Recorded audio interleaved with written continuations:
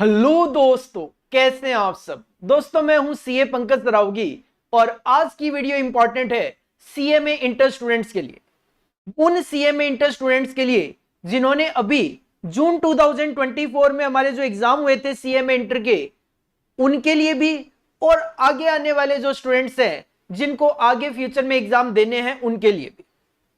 जून 24 वाले बच्चों के लिए इसलिए इंपॉर्टेंट है कि बच्चे जानना चाहते हैं कि उन्होंने पेपर में जो किया था मैनेजमेंट अकाउंटिंग के, वो कितना हद तक उन्होंने ठीक किया था, कितने मार्क्स उनके उसमें आ सकते हैं। तो आज मैं आपके साथ जून 24 में जो मैनेजमेंट अकाउंटिंग का पेपर हुआ था उसका फुल सॉल्यूशन डिटेल में हम यहां पर डिस्कस करने वाले हैं। तो जिन बच्चों ने जून 24 में एग्जाम दिए हैं वो अपने आंसर मैच कीजिए, और जिनके आने वाले टाइम में एग्जाम है दिसंबर 24 एंड ऑनवर्ड्स, उनके लिए ये paper as a suggested answer beneficial होने वाला है। अगर आप हमारे चैनल पे नए हो तो सबसे पहले चैनल को सब्सक्राइब करके छोड़ दीजिए, क्योंकि इस तरीके की सजेस्टेड आंसर सीरीज जो है वो हम हमेशा एग्जाम के बाद लेकर आते हैं। और इस सीक्वेंस में ऑलरेडी मैं कॉस्ट अकाउंटिंग के पेपर का full detail solution already upload कर चुका हूं यूट्यूब चैनल पे। प्लेलिस्ट में जाके सजेस्टेड आंसर 2024 की प्लेलिस्ट में जाके आप कॉस्ट अकाउंटिंग का सॉल्यूशन देख सकते हो। इसके अलावा एफएमबीडीए का सॉल्यूशन भी हम ऑलरेडी अपलोड कर चुके हैं अपने यूट्यूब चैनल पे, सेम प्लेलिस्ट में आपको मिल जाएगा। और आज मैं आपके लिए लेकर आया हूं मैनेजमेंट अकाउंटिंग का सजेस्टेड आंसर। इसके बाद मैं आपके लिए ओएमएसएम का भी सजेस्टेड आंसर लेकर आऊंगा।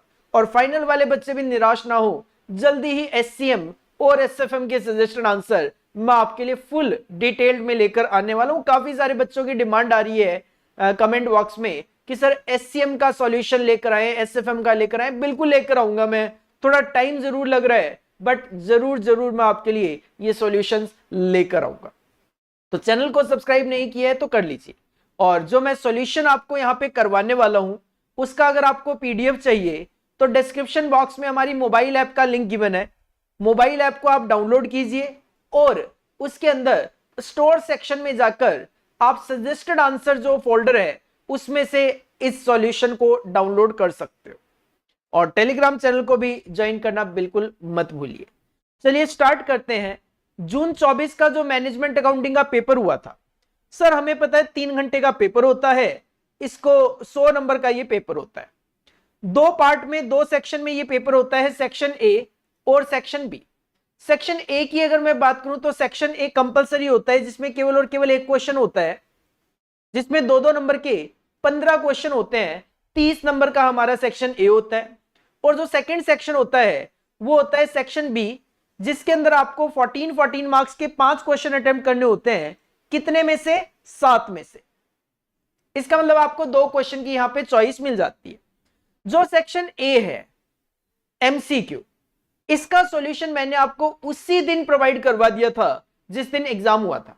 तो मैनेजमेंट अकाउंटिंग का एमसीक्यू का सॉल्यूशन मैं ऑलरेडी आपको प्रोवाइड करवा चुका हूं सेक्शन ए का। अगर आपने देखा वेल गुड, नहीं देखा और देखना चाहते हो तो आप प्लेलिस्ट में जाइए यूट्यूब की, सजेस्टेड आंसर जून 2024, सजेस्टेड आंसर जून 2024, उसके अंदर आपको एमसीक्यू सॉल्यूशन मिल जाएगा मैनेजमेंट अकाउंटिंग का। तो आज का हमारा फिर क्या टारगेट है सर? तो आज का टारगेट है हमारा सेक्शन बी जो था उसका फुल फ्लेज यहां पे सॉल्यूशन आपके साथ डिस्कस करना। सेक्शन बी की बात करें तो answer any 5 questions out of 7 questions given. 7 में से 5 क्वेश्चन अपने को अटेम्प्ट करने हैं and each question carries 14 marks. हर एक क्वेश्चन की वेटेज है। अकॉर्डिंगली 30 नंबर के क्वेश्चन आप सेक्शन ए में अटेम्प्ट करोगे और 14 इंटू 5 70 मार्क्स के सेक्शन बी में। इसमें अगर क्वेश्चन 2 की मैं बात करूं तो सबसे पहले क्वेश्चन नंबर 2 का पार्ट ए है जो थ्योरी दे दिया। देखो इसमें थ्योरी प्रैक्टिकल मैं एनालाइज कराऊं, मैं हमेशा बच्चे को बोलता हूं बेटा प्रैक्टिकल पे कॉन्सेंट्रेट करो। क्यों बोलता हूं? क्वेश्चन नंबर 2 का ए पार्ट जो है वो थ्योरी है। सर जरूरी थोड़ी ना हम क्वेश्चन नंबर 2 अटेम्प्ट करें, हम क्वेश्चन नंबर 3 अटेम्प्ट करेंगे 14 मार्क्स का, क्वेश्चन नंबर 4 अटेम्प्ट करेंगे 14 मार्क्स के, क्वेश्चन नंबर 5 अटेम्प्ट करेंगे 14 मार्क्स का, क्वेश्चन नंबर 6 अटेम्प्ट करेंगे 14 मार्क्स के, और क्वेश्चन नंबर 7 अटेम्प्ट करेंगे 14 मार्क्स के। सर मेरा पेपर तो अटेम्प्ट हो गया, फिर भी एक क्वेश्चन बच गया, क्वेश्चन नंबर 8 और question number 2।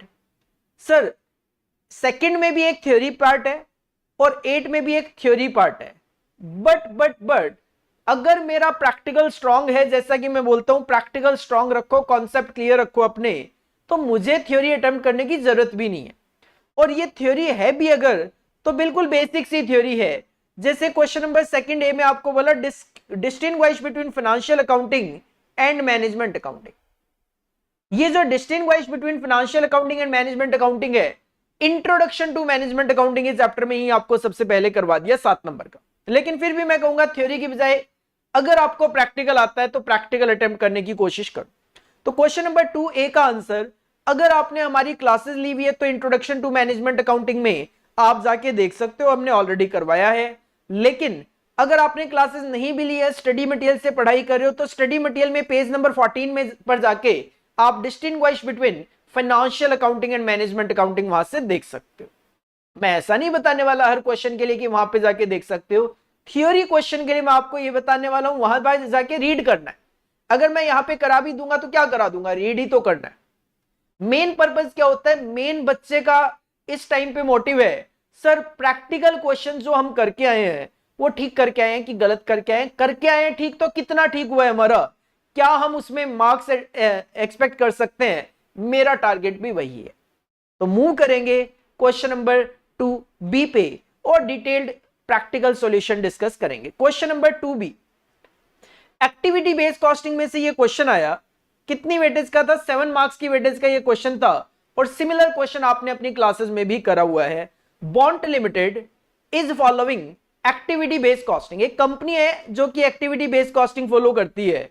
The budgeted overheads and cost driver volumes of the company are as follows. आपको आपके पास बजटेड ओवरहेड्स गिवन है, साथ में कॉस्ट ड्राइवर की क्वांटिटी भी गिवन है। कॉस्ट पूल कह दो चाहे एक्टिविटी कह दो, एक ही बात है। 1 2 3 4 5 6, 6 एक्टिविटीज में अपनी एक्टिविटीज को डिवाइड कर दिया। These are the budgeted overheads, cost driver और बजटेड वॉल्यूम। सिंपल अगर मैं कहूं बजटेड ओवरहेड को बजटेड वॉल्यूम से डिवाइड करके इजीली आप कॉस्ट ड्राइवर रेट कैलकुलेट कर सकते हो। जब हमारे पास कॉस्ट ड्राइवर रेट आ जाएंगे तो the company has produced a batch of 5200 component AXL। कंपनी एक कंपोनेंट बनाती है जिसका नाम है AXL और कंपनी एक बैच में 5200 यूनिट्स बनाती है, ठीक है। It's material cost was ₹2.6 lakh, 2,60,000 रुपए का इसमें मटेरियल लगेगा। एंड लेबर की कॉस्ट की बात करें तो 4.9 लाख, 4,90,000 रुपए इसमें लेबर का खर्चा आएगा। The usage of activities for the set batch are as follows. Material के ऑर्डर आपने इस बैच में 52 ऑर्डर दिए हैं, मटेरियल की मूवमेंट हुई है 36 टाइम्स, सेटअप किए हैं 50, मेंटेनेंस आवर्स यूज किए हैं 1380, क्वालिटी कंट्रोल के इंस्पेक्शन हुए हैं 56 और मशीनें चलाई है इस बैच को कंप्लीट करने के लिए 3600 आवर्स। क्वेश्चन की बड़ी सिंपल सी पहली डिमांड थी, calculate the cost driver rates that are used for tracing the appropriate amount of overhead to the set batch, approximate rates to whole number. Sir decimal consider नहीं करने, rate जो निकालने वो whole number approximate निकालने।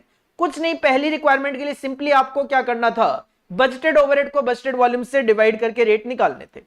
Solution की अगर मैं बात करूं, ऑलरेडी आपके लिए सॉल्यूशन तैयार किए हुए हैं ताकि आपका ज्यादा टाइम ना लिया जाए।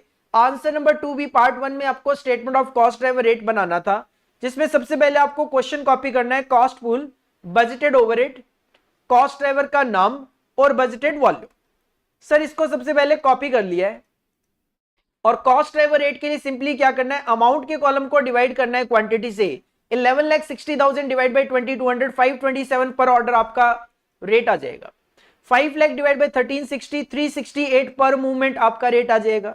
19,40,000 डिवाइड बाई 16,800, 115 रुपए पर मेंटेनेंस आवर आपका रेट आ जाएगा। 8,30,000 डिवाइड बाई 1,040, 790 पर सेटअप आपका रेट आ जाएगा। 3,52,000 डिवाइड बाई 1,800, 196 पर इंस्पेक्शन आपका रेट आ जाएगा। और 14,40,000 डिवाइड बाई 48,000, 30 रुपए पर आवर आपका रेट आ जाएगा। जब आपके पास ये कॉस्ट ड्राइवर के रेट आ जाएंगे तो इन रेट्स को यूज करके बैच को बनाने में जितने जितने आपने ये क्वांटिटी यूज करी है, जितने जितने आपने ये quantity of cost driver use करी है, जस्ट मल्टीप्लाई करके हम अपने सेकंड पॉइंट का आंसर दे सकते हैं। क्योंकि सेकंड पॉइंट की रिक्वायरमेंट क्या है, ascertain the cost of batch of component AXL6 using activity based costing। Activity based costing use करके आपने कंपोनेंट AXL की बैच की कॉस्ट निकालनी है, पूरे बैच की कॉस्ट निकालनी है। तो मटेरियल लेबर तो कॉपी कर लो, 2,60,000 और 4,90,000। आप बनाओगे batch cost sheet of AXL 6 in 2 columns, particular amount, direct material और डायरेक्ट लेबर कॉपी कर लिया। इसके बाद आप एक एक करके कॉस्ट पूल एक्टिविटी कंसीडर कर लो। पहली एक्टिविटी है मटेरियल प्रोक्योरमेंट, 527 पर ऑर्डर है और ये नंबर ऑफ ऑर्डर पे डिपेंड करती थी, और नंबर ऑफ ऑर्डर कितने 52, तो 52 multiply by 527, that will come 27404। Second activity आपकी मटेरियल हैंडलिंग, रेट है 368 पर मूवमेंट और नंबर ऑफ मूवमेंट जो है वो है 36, तो 36 multiply by 368, it will be 13248। Third activity आपकी मेंटेनेंस, 115 रुपए पर मेंटेनेंस आवर, और मेंटेनेंस के आवर्स कितने हैं 1380, तो it will be 1380 multiply by 115, it will come 1,58,700। Next activity आपकी सेटअप, रेट है 798 पर सेटअप और नंबर ऑफ सेटअप जो है वो है 50, तो 50 into 798, it will be 39,900। Next activity आपकी क्वालिटी कंट्रोल इंस्पेक्शन जो कि 56 है और रेट आपका 56 इंटू 196, इट विल बी 10,976।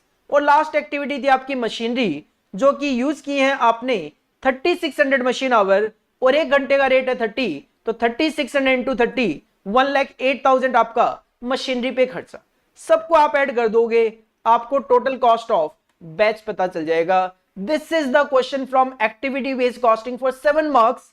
और डिट्टो क्वेश्चन आपने अपनी क्लासेस में ऑलरेडी करा हुआ है, सेम क्वेश्चन आपने अपनी क्लासेस में करा हुआ है, केवल और केवल नाम आपको चेंज देखने को मिलेंगे। इसमें बॉन्ड लिमिटेड है, वहां पे कुछ और दिख जाएगा, यहाँ पे AXL 6 है, वहां पे कुछ और देखने को मिल जाता है आपको। तो ये क्वेश्चन बिल्कुल सिमिलर अपने को एग्जाम में देखने को मिल गया था। Next question, question number 3। Question number 3 जो था डिसीजन मेकिंग से ये क्वेश्चन था और सीधा सीधा 14 मार्क्स का ये क्वेश्चन आपको पूछ लिया गया। 14 मार्क्स का ये क्वेश्चन पूछ लिया गया, डिसीजन मेकिंग में से ये क्वेश्चन था। एक तरीके से अगर मैं बात करूं तो इस क्वेश्चन में थोड़ा सा बाई साइड भी है, मतलब मेक और बाई लाइक, और एक इसमें जो की फैक्टर लिमिटिंग फैक्टर होते हैं that is optimum utilisation of resources, उसका भी पॉइंट देखने को मिला। अच्छा क्वेश्चन था। Messrs Posco limited is manufacturing 4,000 units of product Jimjem utilising 100% of its machine capacity. ये कंपनी है मेसर्स पॉस्को लिमिटेड, वो 4,000 यूनिट्स बना रही है प्रोडक्ट जिमजेम की और ये इनकी 100% कैपेसिटी है। The selling price per unit and cost per unit of product Zimzem are as under। जो जिमजेम प्रोडक्ट है वो आप 700 रुपए पर यूनिट में बेच लोगे। कॉस्ट पर यूनिट की बात करें तो मटेरियल की कॉस्ट है 100 रुपए per unit, variable machine operating cost है 150 रुपए। ध्यान देना, वेरिएबल मशीन को ऑपरेट करने की कॉस्ट 150 रुपए है और 100 रुपए पर मशीन आवर है। अगर आपको मैं कहूं कि 1 घंटे की कॉस्ट है 100 रुपए और आपके प्रोडक्ट में 150 रुपए लग रहा है, तो सर सिंपल सी बात है, जिमजेम को बनाने के लिए 1.5 घंटा लग रहा है, इसका मतलब 100 पर मशीन आवर है तो 1.5 आवर्स लग रहे हैं इसका मतलब, क्योंकि 100 रुपए पर आवर होगा तो 1.5 घंटे से मल्टीप्लाई करोगे तभी तो 150 रुपए बनेगा, तभी तो ये 150 रुपए बनेगा।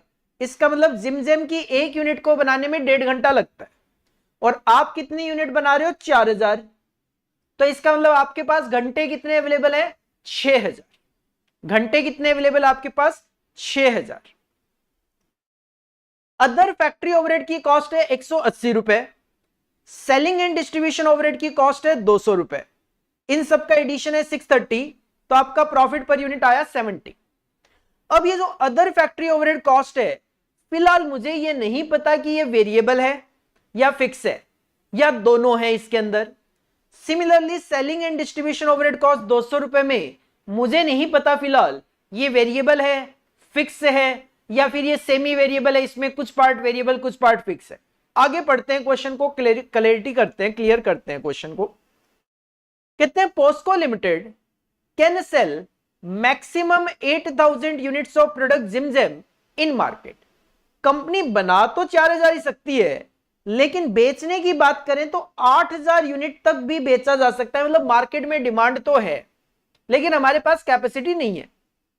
However, due to limited machine hour capacity, हम तो 4000 ही बना सकते हैं। It can produce maximum 4000 units of product Jimjem in house. तो हम तो 4000 यूनिट ही बना सकते, इससे ज्यादा नहीं बना सकते। लेकिन हां, एक दूसरी कंपनी है मेसर्स एसबी लिमिटेड, एक quality supplier of products, can supply up to 3000 units of product Jimjem at a price of 620 per unit up to Posco place.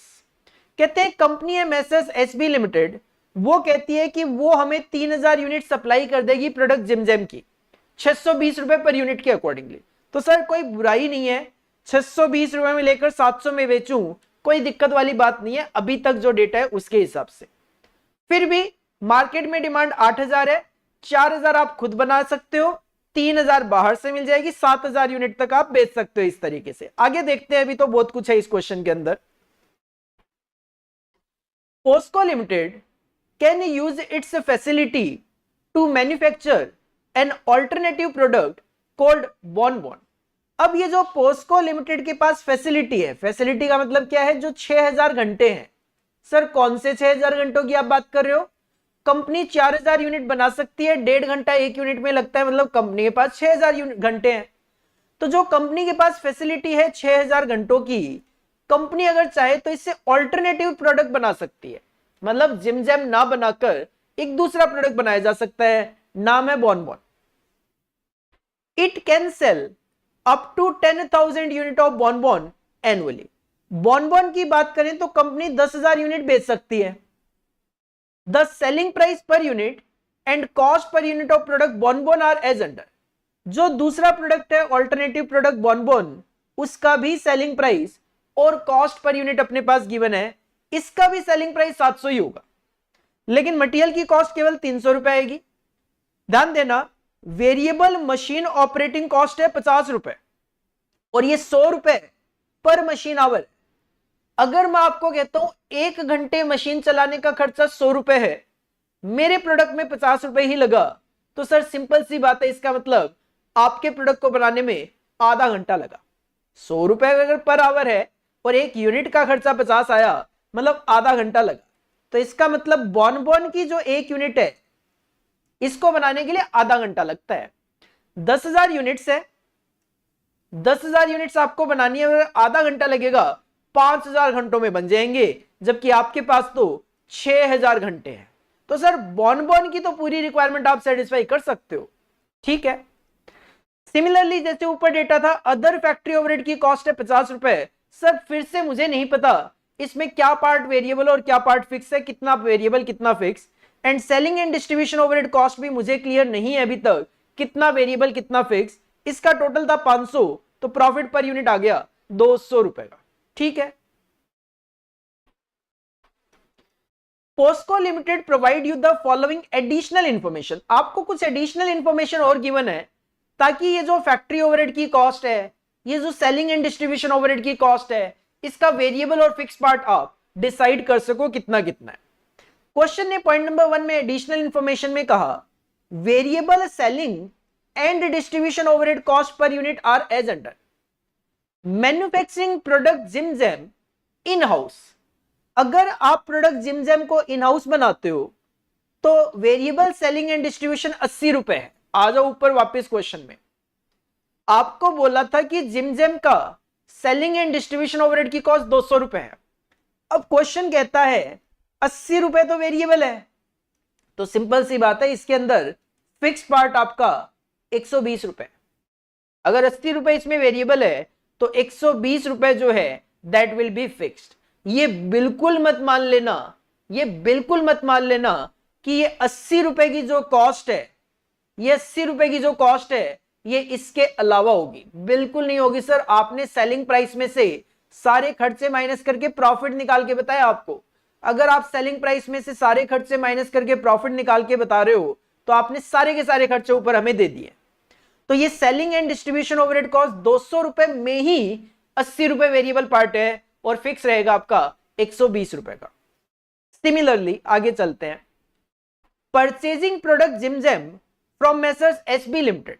अगर आप एसबी लिमिटेड से ये 3000 यूनिट खरीदते हो जिमजेम की, तो 620 रुपए तो प्राइस था ही, 620 रुपए तो प्राइस था ही, लेकिन साथ में जब आप इसको बेचोगे, क्योंकि ये केवल और केवल आपके पास आने तक की कॉस्ट है, ध्यान देना, 620 रुपए, 620 रुपए में आपके पास माल आ जाएगा, बिकेगा नहीं। बेचने के लिए आपको इस पे 60 रुपए और लगाने पड़ेंगे। तो सर 620 रुपए खरीदने के, 60 रुपए सेल करने के, बेचने के, तो 680 रुपए की कॉस्ट आएगी और 700 में बेच दूंगा तो भी 20 रुपए प्रॉफिट ही होगा, तो भी 20 रुपए का प्रॉफिट होगा। सिमिलरली सेलिंग एंड डिस्ट्रीब्यूशन का वेरिएबल पार्ट है manufacturing product bone in house. Bone को बनाने के लिए जो डेटा है, अगर आप बोन बनाते हो तो वेरिएबल सेलिंग एंड डिस्ट्रीब्यूशन का खर्चा 70 रुपए आएगा।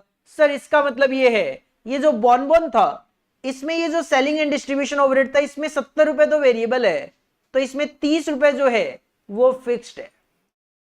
तो गलती से भी अगर आपने ये गलती करी हो कि सर ये सेलिंग एंड डिस्ट्रीब्यूशन अलग लिया हो और ये अलग लिया हो, तो ये बिल्कुल 100% आप मिस्टेक कर रहे हो, क्योंकि आपको यहां पे जब प्रॉफिट बताया तो सारे खर्चे यहां पे ऑलरेडी माइनस करके आए हुए हैं। नीचे यहां पे कहीं भी नहीं लिखा हुआ कि ऊपर के खर्चों के अलावा ये खर्चे हैं। अलावा खर्चे नहीं, ये केवल एडिशनल इंफॉर्मेशन है, ये एडिशनल कॉस्ट नहीं है, ध्यान देना, ये एडिशनल इंफॉर्मेशन है, ये एडिशनल कॉस्ट नहीं है। अगर ऐसी कोई बात होती है तो क्वेश्चन क्लियरली लिखता है कि ये एडिशनल कॉस्ट है जो हमने ऊपर बताई थी उसके अलावा। तो सेलिंग एंड डिस्ट्रीब्यूशन ओवरहेड का आपको बाइफिकेशन मिल गया है, कितना वेरिएबल और कितना फिक्स। और आगे चलते हैं क्वेश्चन में, एडिशनल इंफॉर्मेशन में सेकंड पॉइंट कहते हैं Posco Limited uses machine hour as the basis for assigning fixed factory overhead cost. जो आपकी फैक्ट्री ओवरहेड की कॉस्ट है उसमें जो भी फिक्स्ड पार्ट होता है उसके लिए ये मशीन आवर यूज करते हैं। And the fixed factory overhead cost for the year is 2,40,000। Simple सी बात है, आपके पास 6000 घंटे हैं, 2,40,000 रुपए आपका फिक्स्ड ओवरहेड का खर्चा है। तो मशीन आवर रेट अगर आप कैलकुलेट करोगे 40 रुपए per our machine hour rate आएगा। मशीन आवर रेट आएगा आपका 40 रुपए पर आवर। सर 40 रुपए per our, these cost will not be affected by the product mix decision. ये जो 2,40,000 रुपए की आपकी फिक्स्ड फैक्ट्री ओवरहेड की कॉस्ट है, ये कॉस्ट प्रोडक्ट मिक्स की वजह से वेरी नहीं करेगी। आप कहो मैं बोन बनाऊं, आप कहो मैं जिम बनाऊं, कहते हैं डजंट मैटर, आप कुछ भी बनाओ, कितना भी बनाओ, ये 2,40,000 रुपए का खर्चा 2,40,000 ही रहना है। लेकिन असाइन कर रहे हो आप तो ये 40 रुपए पर आवर है। सर अगर 40 रुपए पर आवर है और जिमजेम को बनाने के लिए आपका 1.5 घंटा लग रहा है, तो सिंपल सी बात है, ये जो अदर फैक्ट्री ओवरहेड है इसमें 40 रुपए पर आवर और 1.5 घंटे के हिसाब से 60 रुपए तो इसके अंदर वेरिएबल है। तो जो बचा हुआ पार्ट है 120 रुपए पर यूनिट, वो आपका वेरिएबल फिक्स्ड है। ये वेरिएबल है 40 रुपए, वो 40 रुपए पर आवर के अकॉर्डिंगली फिक्स्ड निकाला है ना आपने, तो ये फिक्स है, 60 रुपए फिक्स है पर यूनिट और ये 120 रुपए वेरिएबल है। ये सारी वर्किंग मैंने दिखाई है अपने सॉल्यूशन के अंदर, दिखाऊंगा एक बार, अभी यहां पे एनालाइज करवा रहा हूं जस्ट, क्योंकि क्वेश्चन काफी अच्छा था। और 40 रुपए पर आवर है, तो सर जो बोन था इसमें वेरिएबल पार्ट हो जाएगा 40 रुपए पर आवर और आधा घंटा ही लग रहा था इसमें, तो इसमें 20 रुपए तो वेरिएबल पार्ट हो गया। तो बचा हुआ जो 30 रुपए है, नहीं एक सेकेंड, फिक्स्ड, ये फिक्स था, 20 रुपए तो फिक्स हो गया, बचा हुआ जो पार्ट है 30 रुपए का वो आपका वेरिएबल पार्ट हो गया। तो सबसे पहले तो इस क्वेश्चन में यही चैलेंज था कि सर आपके पास जो कॉस्ट गिवन है उसको वेरिएबल अलग करना है, फिक्स्ड अलग करना है, कौन कौन से पार्ट में, other factory overhead, selling and distribution के अंदर। ठीक है, हो गया। बस अब तो क्वेश्चन की डिमांड है, suggest the quantity of each product that messrs Posco limited should manufacture और purchase to maximise its profit. ये हो गया पार्ट आपका लिमिटिंग फैक्टर का, यूटिलाइजेशन ऑफ रिसोर्सेज का, कि सर प्रॉफिट को मैक्सिमम टू मैक्सिमम करने के लिए, प्रॉफिट को मैक्सिमम करने के लिए बताओ कितनी क्वांटिटी हम कौन से प्रोडक्ट की बनाएं और कितनी बाहर से खरीदें।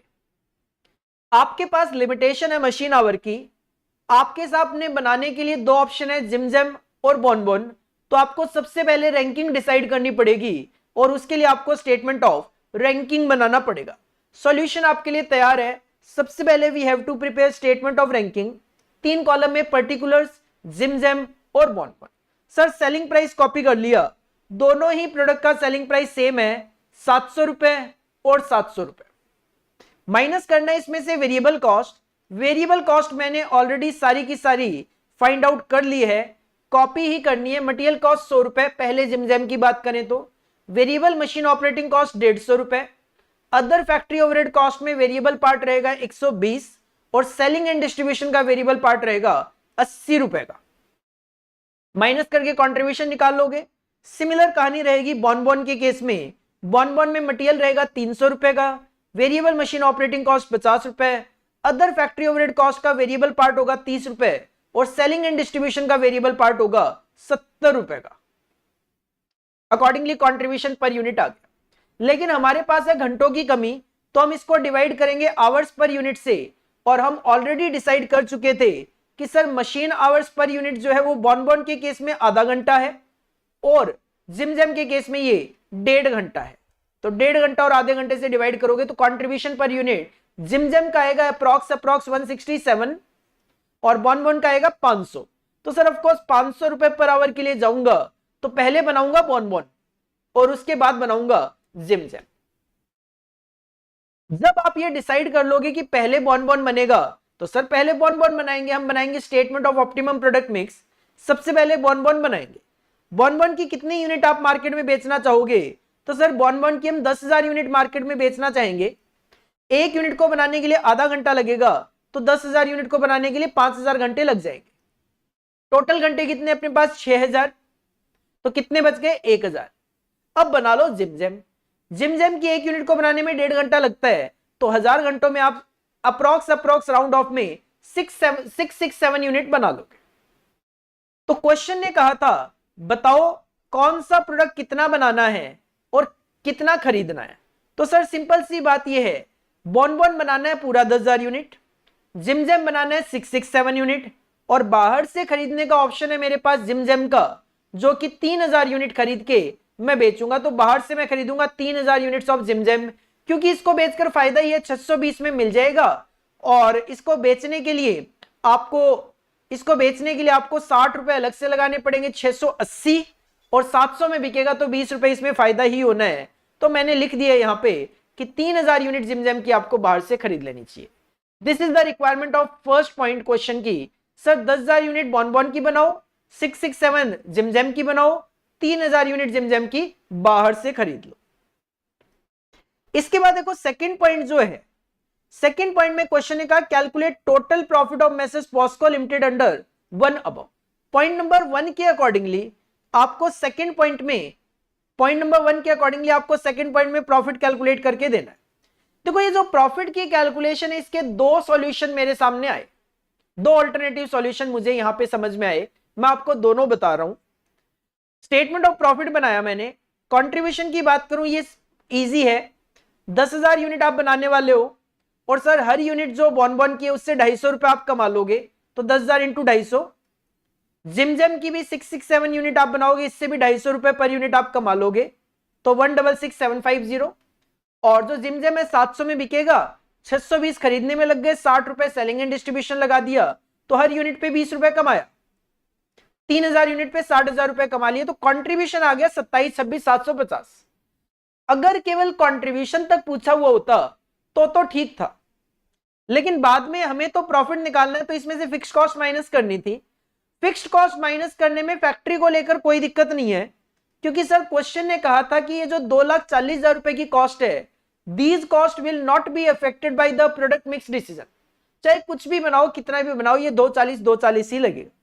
सर ये 240 ही लगेगा, तो ये 240 तो लिख दिया। अब बात आती है सेलिंग एंड डिस्ट्रीब्यूशन ओवरहेड की। सेलिंग एंड डिस्ट्रीब्यूशन ओवरहेड की अगर मैं बात करूं तो एक तो सिनेरियो ये है कि आप अब्जॉर्प्शन कॉस्टिंग फॉलो करो, दूसरा सिनेरियो ये है कि आप मार्जिनल कॉस्टिंग के अकॉर्डिंगली फिक्स्ड कॉस्ट अब्जॉर्ब करो। मतलब कहानी ये है कि जो fixed selling and distribution overhead है वो अब्जॉर्प्शन बेसिस पे अप्लाई करूं या मार्जिनल बेसिस पे। मैंने दोनों सॉल्यूशन आपके पास दिए हैं, पहले मैं अब्जॉर्प्शन बेसिस पे जा रहा हूं। अब्जॉर्प्शन बेसिस में क्या होता है, आप 10,000 यूनिट बॉन की बनाओगे, 10,000 यूनिट बॉन की बनाओगे और फिक्स्ड कॉस्ट यहां पे हमने ट्रेस कर ली थी कि सर बॉन जो है उसमें फिक्स्ड कॉस्ट 30 रुपए पर यूनिट आ रहा था, तो मल्टीप्लाई बाय 30 कर दिया। जिमजेम की आप 667 यूनिट बनाओगे अब्जॉर्प्शन बेसिस के अकॉर्डिंगली मैं ये जो कॉस्ट है वो आपको अप्लाई करवा रहा हूं अभी फिलहाल के लिए। तो इसके अंदर आपका फिक्स पार्ट था 120 रुपए पर यूनिट के हिसाब से, तो 120 पर यूनिट से मल्टीप्लाई करके डाल दिया। और जो ये जिमजेम वाला पार्ट था, जिमजेम में केवल और केवल एक वेरिएबल सेलिंग पार्ट था, फिक्स तो कुछ था नहीं, तो यहां पे नहीं आएगा, तो ये 380 आया। अकॉर्डिंगली 21,06,750 आपका प्रॉफिट आ गया। एक कहानी तो ये हो सकती है, यहां तक बिल्कुल ठीक है, यहां तक कोई दिक्कत नहीं है, कोई ऑल्टरनेटिव आंसर की जरूरत नहीं थी, but selling and distribution overhead में इसकी जरूरत पड़ रही थी। क्यों पड़ रही थी सर? एक तो हो सकता है अब्जॉर्प्शन का तरीका, दूसरा ये हो सकता है सर, दूसरा तरीका ये हो सकता है, ये सारे वर्किंग नोट मैंने बनाए थे, मशीन आवर्स पर यूनिट 1.5 घंटा जिमजेम का 150 रुपए था, 100 से डिवाइड करके 100% कैपेसिटी 6000 घंटे, फिक्स्ड फैक्ट्री ओवरहेड का रेट निकाल लिया था 40 और fixed factory overhead per unit निकाल लिया था 60, तो variable factory overhead balancing figure में जो क्वेश्चन में लिखा है 120, वो बॉन में भी सेम आधा घंटा लगेगा, फिक्स्ड फैक्ट्री ओवरहेड 20 रुपए था, तो वेरिएबल बच गया आपका 30, जो आपने क्वेश्चन में देखा। अब ध्यान देना हो क्या रहा था यहां पे सर, अब्जॉर्प्शन के बेसिस पे जाता हूं, कोई दिक्कत नहीं है, कोई दिक्कत नहीं है। 10,000 इंटू 30 3 लाख रुपए और ये 667 इंटू 120 80,040 के आसपास आता है। लेकिन मैं अगर यहां पे मार्जिनल कॉस्टिंग कॉन्सेप्ट की बात करूं तो अगर आप मार्जिनल कॉस्टिंग के लिए जाते हो तो ध्यान देना अगर मार्जिनल के हिसाब से जाते हो तो जो बॉन है उसमें तो दिक्कत नहीं है, क्योंकि बॉन की तो आप 10,000 यूनिट बना रहे हो और 30 रुपए के हिसाब से 3 लाख रुपए खर्च आता है, ठीक है सर, डाल देंगे, कोई दिक्कत नहीं है। लेकिन अगर आप जिमजेम बनाते हो 4,000 यूनिट है और 120 रुपए पर यूनिट है, तो सर ये 4,80,000 रुपए का फिक्स्ड सेलिंग एंड डिस्ट्रीब्यूशन आ रहा है।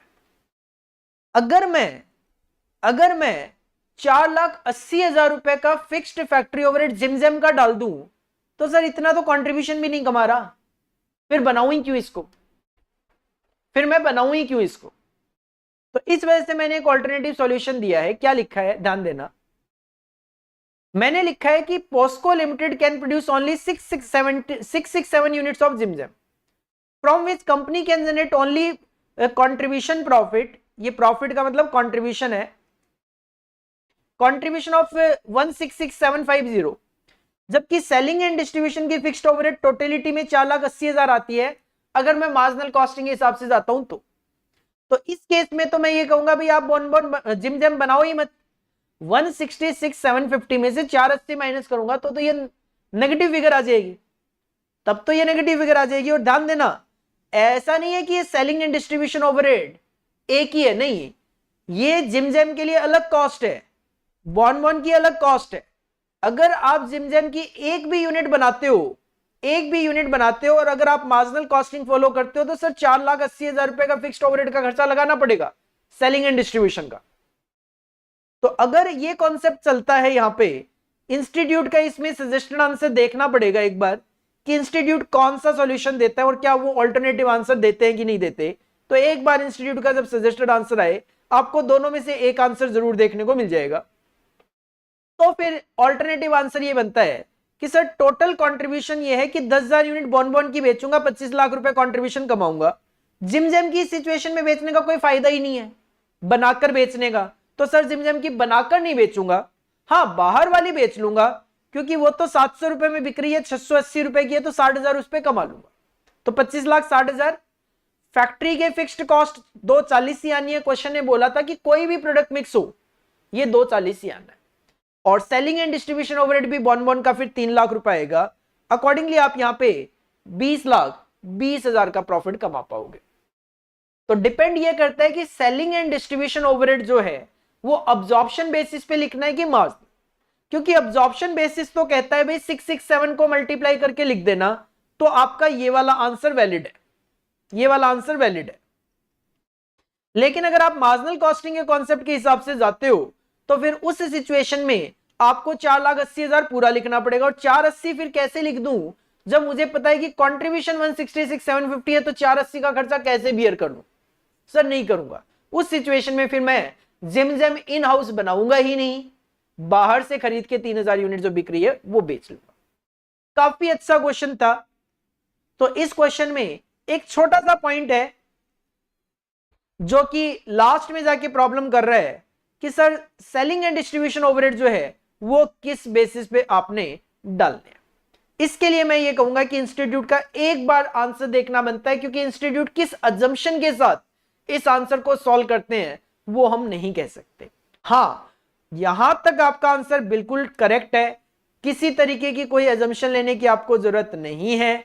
जो मैंने आपको first part statement of ranking कराया है, statement of optimum product mix is okay, statement of profit में 240 तक कोई एजम्पशन नहीं है, 240 तक कोई एजम्पशन नहीं है। मार्जिनल कॉस्टिंग में 240 तक कोई एजम्पशन नहीं है। तो सर काफी अच्छा क्वेश्चन था, तभी तो 14 मार्क्स की इसकी वेटेज दी गई है, क्योंकि आप समझ के चलो कि एग्जामिनर इंस्टीट्यूट अगर 14 मार्क्स का कोई क्वेश्चन देगा तो वो बिल्कुल इजीएस्ट तो नहीं हो सकता। हाँ, वो इजी हमारे लिए इस तरीके से हो सकता है कि हमने पहले वो क्वेश्चन बिल्कुल एज इट इज करा हुआ हो, वही क्वेश्चन हमें दिख गया तो वो हमारे लिए इजी हो सकता है। बट अदरवाइज क्वेश्चन में भी आपको एज इट इज ना देखने को मिले 14 मार्क्स के। कॉन्सेप्ट क्लियर रखो, प्रैक्टिस ज्यादा से ज्यादा करो, जितना ज्यादा प्रैक्टिस करोगे, जितना कॉन्सेप्चुअल क्लैरिटी होगी, उतना ही इजीली आप इस तरीके के क्वेश्चन को सॉल्व कर पाओगे। तो ये था आपका क्वेश्चन नंबर 3 14 मार्क्स के लिए। आई थिंक इस क्वेश्चन के आंसर का बच्चे काफी ज्यादा बेसब्री से इंतजार कर रहे होंगे कि हमें एक लॉजिकल और रीजनेबल आंसर यूट्यूब पे कोई टीचर प्रोवाइड करवाए। और नो डाउट मेरे बच्चे तो इंतजार कर ही रहे थे, बाकी भी बिल्कुल जरूर कर रहे होंगे। और आपको यहाँ पे एक क्लैरिटी आ गई होगी कि सर हाँ, this is the most logical answer जो मैंने आपको यहाँ पे दिया है। Next question, question number 4। Next question, question number 4। Question number 4 के दो पार्ट किए गए। पार्ट ए में मार्जिनल कॉस्टिंग था और पार्ट बी जो था वो था डिसीजन मेकिंग में से। पार्ट बी जो था वो था application of marginal costing in decision making में, वो भी इवेल्युएशन ऑफ ऑर्डर जो होते हैं उनमें से ये क्वेश्चन आपके पास गिवन था। क्वेश्चन नंबर 4 का पार्ट ए देखेंगे सबसे पहले। सिंपल, काफी सिंपल, और ये सेम क्वेश्चन आपने अपनी क्लासेस में ऑलरेडी करा हुआ था, इसमें फिगर्स भी सेम थी। RNS Limited, a manufacturing company, has introduced a new product and marketed 20,000 units. एक कंपनी है RNS Limited जो कि 20,000 यूनिट सेल कर रही है। And the variable cost and profit of the product are, variable cost है 20 रुपए पर यूनिट और प्रॉफिट रहेगा आपका 4 रुपए पर यूनिट रेस्पेक्टिवली, और फिक्स्ड ओवरहेड की कॉस्ट आपकी 3,20,000 रुपए की। क्वेश्चन की पहली डिमांड ये थी, analyse the break even point in quantity. Sir break even point in quantity का फॉर्मूला होता है total fixed cost divide by contribution पर यूनिट। टोटल फिक्स्ड कॉस्ट आपके पास 3,20,000 गिवन थी। कंट्रीब्यूशन पर यूनिट अगर आपको कैलकुलेट करना है तो आप यहां पे इजीली कैलकुलेट कर सकते हो। आपके पास वेरिएबल कॉस्ट गिवन थी 20 रुपए, 4 रुपए प्रॉफिट पर यूनिट गिवन था, 20,000 यूनिट थी और फिक्स्ड ओवरहेड 3,20,000। अगर 3,20,000 के फिक्स्ड ओवरहेड है 20,000 यूनिट के लिए, एक यूनिट के लिए आपकी फिक्स्ड कॉस्ट 16 रुपए कैलकुलेट होके आएगी। अगर फिक्स्ड कॉस्ट 16 रुपए है तो कंट्रीब्यूशन पर यूनिट का फॉर्मूला होता है fixed cost per unit plus profit per unit. Sir 16 रुपए जो है वो आपका फिक्स्ड कॉस्ट पर यूनिट आएगी, प्रॉफिट जो है वो 4 रुपए पर यूनिट आएगा। Accordingly 20 rupees will be your contribution per unit. तो ब्रेक इवन पॉइंट का फॉर्मूला लिखा मैंने यहां पे, total fix cost divide by contribution पर यूनिट। टोटल फिक्स कॉस्ट अपने पास क्वेश्चन में गिवन है 3,20,000 और कंट्रीब्यूशन पर यूनिट जो है उसके लिए मैंने यहां पे सेलिंग प्राइस निकाल दिया। मैंने यहां पे सेलिंग प्राइस निकाल दिया है। सेलिंग प्राइस की बात करूं तो मैंने यहां पे सेलिंग प्राइस कैलकुलेट किया होगा वर्किंग नोट के अंदर। एक बार यहां पे देखो, सेलिंग प्राइस क्या होता है, variable cost plus fixed cost plus profit.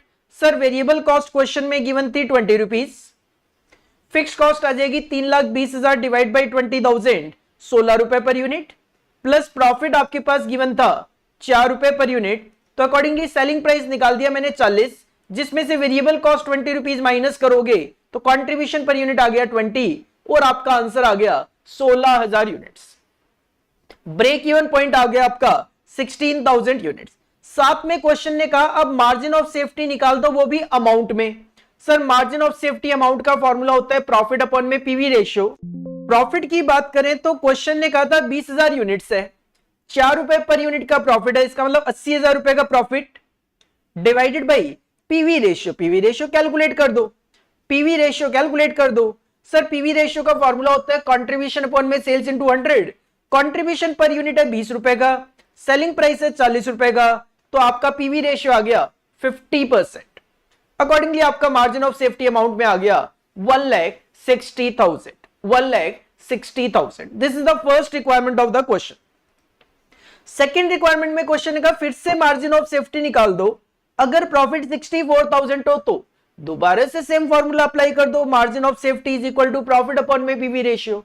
अब आपको प्रॉफिट 64,000 चाहिए, पीवी रेशियो सेम चलेगा 50%, तो सेकंड पॉइंट का आपका आंसर होगा 1,28,000। 1,28,000।